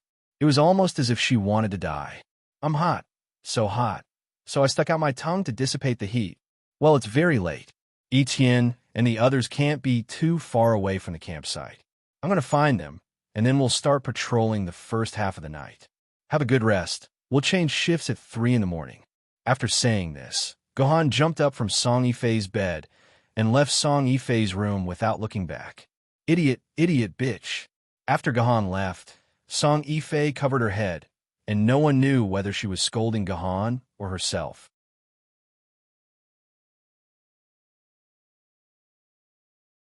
Chapter 359. Guhan sat quietly on the roof of the bus. He was wearing a cloak with a color-changing invisibility effect, perfectly blending into the night. The moonlight was especially bright today. Under the moonlight, Guhan could clearly observe the movements in the plains in the distance. As soon as Yuan Ko appeared, Guhan would be able to warn him in advance. It was already around 10 o'clock in the morning. Hanya and Ming Yuan had already returned to the bus to rest. Only Etienne was leaning against the cliff of the bus, completely drunk. Guhan didn't know that the Sword Lady could also get drunk to this extent. The Sword Lady's body structure was completely different from a human's. Logically speaking, the Sword Lady would never get drunk. But in reality, if the Sword Lady drank too much, she would also get drunk. However, the Sword Lady could choose to force all the alcohol out of her body, just like Duan Yu and Xiao Feng did when they drank. However, Etienne actually swallowed all the alcohol into her stomach without holding back. Trash! Trash! You all owe me. The drunk Etienne uttered these words in a distressed manner. It seemed that many unhappy things must have happened to Etienne in her previous life. Just what kind of unhappy things could have caused a sword lady like Etienne to have such an eccentric personality and to also like to drink? Never mind. Guhan didn't plan on delving into Etienne's inner world. He wasn't interested. Time passed slowly. Guhan was multitasking. He controlled the sword essence in his body to circulate through his meridians, trying to open up the remaining acupuncture points one by one and recultivate the 9 swords of mysterious heaven. At the same time, he was vigilantly observing his surroundings. An outstanding sword wielder was definitely someone who paid the most attention to their own safety. What move did you use this afternoon? Suddenly, Ku Rakin's figure landed beside Guhan. He stood behind Guhan. Guhan could tell from his tone that when he said this, his head was raised high and he was extremely arrogant. I don't need to answer your question, Guhan replied in a cold and detached manner. At the same time, he silently withdrew the sword essence that was circulating in his body into his Z palace. During cultivation, the sword wielder was at his weakest. Any external attack could cause Guhan to go berserk. Although Guhan did not think that Ku Rakin had any evil intentions, he still carefully withdrew his sword element. Even if you don't say it, I've already guessed it. You just drew some kind of formation on the outer shell of the transformer, right? Ku Rakin sneered. This guy is quite capable. He actually saw through it. Guhan's impression of Ku Rakin had risen by a lot because of these words. He could actually tell that he had drawn a formation on the transformer's body, allowing him to kill the leopard commander. This was a very remarkable point, and it was absolutely impossible to see this point without shrewd insight and creativity. Guhan estimated that among all the sword wielder of the treasure sword grade, the number of people who could see this definitely did not exceed the number of fingers on one hand. The only thing that I don't understand is, what kind of formation did you draw? What kind of method did you use to activate the formation? Tell me, what exactly is the reason? Ku Rakin questioned bluntly. This is my unique skill and also my secret. Do you think I will tell you? Why should I tell you? Guhan's tone was full of mockery. Just because you are Sword Immortal Baiju's son, do I have to tell you? I don't need that stinky old man's bad reputation. Hearing Gahan mention Sword Immortal Baiju's name, Kurakin became a little irritated. Clearly, he did not like people calling him Sword Immortal Baiju's son. Every Chinibi youth was like this. They did not want their success to be built on the help of their parents' generation. For example, before the apocalypse, a certain Sikong had always been active on Weibo, esports, and all sorts of jokes. He did his best to increase his popularity, unlike the other second-generation heirs who liked to silently make a fortune. The reason why a certain Sikong did this was because he wanted to prove that his success did not depend on his father, but on his own hard work and talent. He could also use 20 million to earn 500 million without the help of his father's generation. This was actually a joke. Just the title of the richest man's son alone could easily turn 20 million into 500 million. The financial industry was always full of such myths. However, one had to admit that a certain Sikong was indeed talented. At the very least, he was much better than those poor people who spent most of their time writing at their desks. Back to Kurakin. Kurakin really did not want to use Wu Dao's name to pressure Gahan. So he simply said to Gahan, "Let's make a deal. You tell me how you activated the formation, and I will give you 100 sword scar crystals. What do you think? It's a good deal, right? Your Heaven-reliant sword hasn't been deepened yet, right? My 100 sword scar crystals should be enough for your Heaven-reliant sword to deepen to the 7th grade. This is worth tens of thousands of hero coins in the shop." 200. Gohan was not pretentious. He would be a fool not to earn money. "Take it." Kurakin looked at Gahan and smiled mockingly. He gave 200 sword scar crystals to Gahan. These sword scar crystals were worth up to 20,000 hero coins, which could allow an ancient sword wielder to live a carefree life for 30 years. This was also what Yi Wenjun had earned by guarding the beacon tower for 4 months. However, Kurakin did not care about giving these things away just for a secret. Gahan did not care about Kurakin's mockery. After putting the sword scar crystals into his bag, Gahan calmly told him the secret of this move. That's right. When Gahan fought Commander Leopard, those seemingly meaningless sword scars were actually a formation drawn on Commander Leopard's body. This formation was called the Metal Transformation Formation. It was derived from the Golden Light Formation, one of the 10 Heavenly Lords of the Thunder Division in the Eastern Celestial World. The 10 Heavenly Lords of the Thunder Division were all fallen realm Yuan Ko. They were originally 10 Celestial Immortal Lords of the GS School. Later, they sought death by blocking Jiang Ziya's way and setting up the famous 10 Extreme Formation. In the end, they all died and became gods. Although the 10 Heavenly Lords were not very capable, it was said that their formation was derived from the Immortal Eliminating Sword Diagram in sect leader Tongtian's Immortal Eliminating Sword Diagram. The formation itself was a very powerful formation. In the previous battles between the Sword Wielder and the Eastern Celestial World, 4 of the 10 Heavenly Lords had fallen at the hands of the Sword Wielder. The formation in their hands had also been leaked. However, the 10 Extreme Formation required immortal power to use. Humans had no use for it, so it was treated as public information and put on the internet for all to read. Later, a great grandmaster, Gongshu Heir, had a sudden idea. He combined the mysteries of the natural sword diagram that could make the sword maiden form a formation and invented a formation that could be activated by sword essence. The Metal Transformation Formation was one of them. This formation could melt metal and turn it into a pile of waste. It was one of the best formations to deal with metal-type Yuan Ko. However, the method to use this formation was very strict. It had to be drawn on a special formation in advance. Then, special ink made from dimensional crystal powder was used to draw it on the formation. To use it, Yuan Ko had to step on the formation to trigger it. Otherwise, it would just be a piece of paper. However, Gahan found another way. He used the blade of the Sword Maiden as a pen and the body of a transformer as a formation. He forcibly drew a Metal Transformation Formation on Commander Leopard's body. After hearing Gahan's explanation, Kurakin rudely interrupted, "You didn't use the special sword essence graphite ink, and the ink can't condense into lines on smooth metal. This formation can't be triggered. Did I say that I used ink? Gohan snorted coldly. The fire seed of a transformer is the best ink. Scientists have long discovered that the tinder of the transformers is actually an amalgamation of the sword element.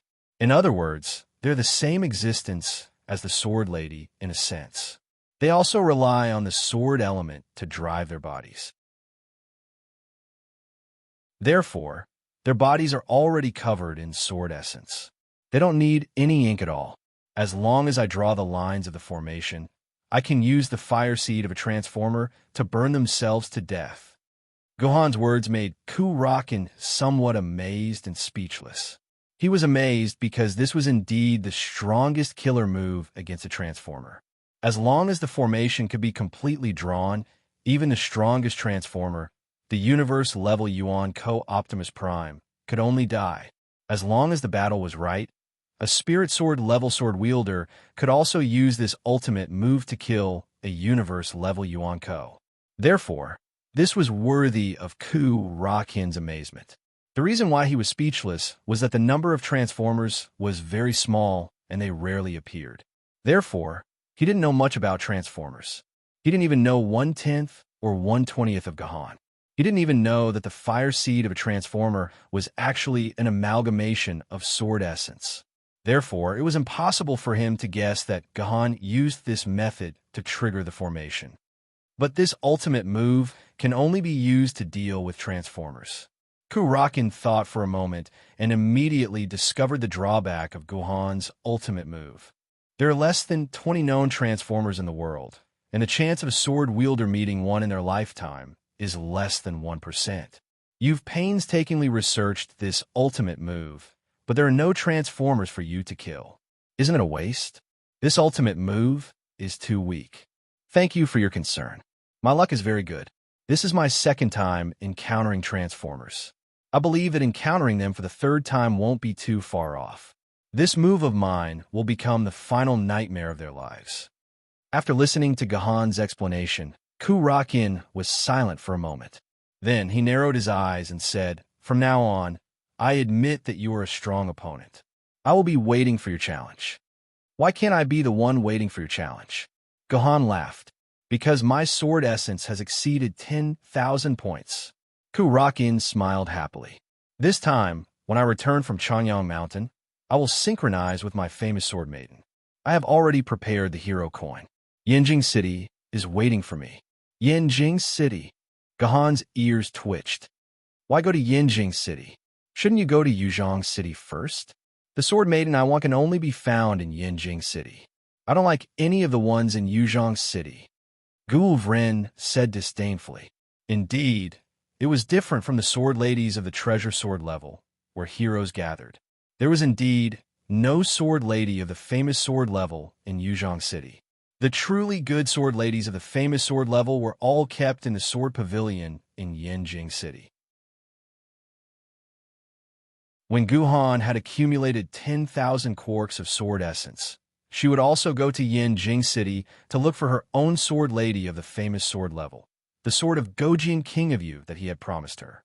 In the whole world, only Lord Kinzu is my, Kurakin's, idol.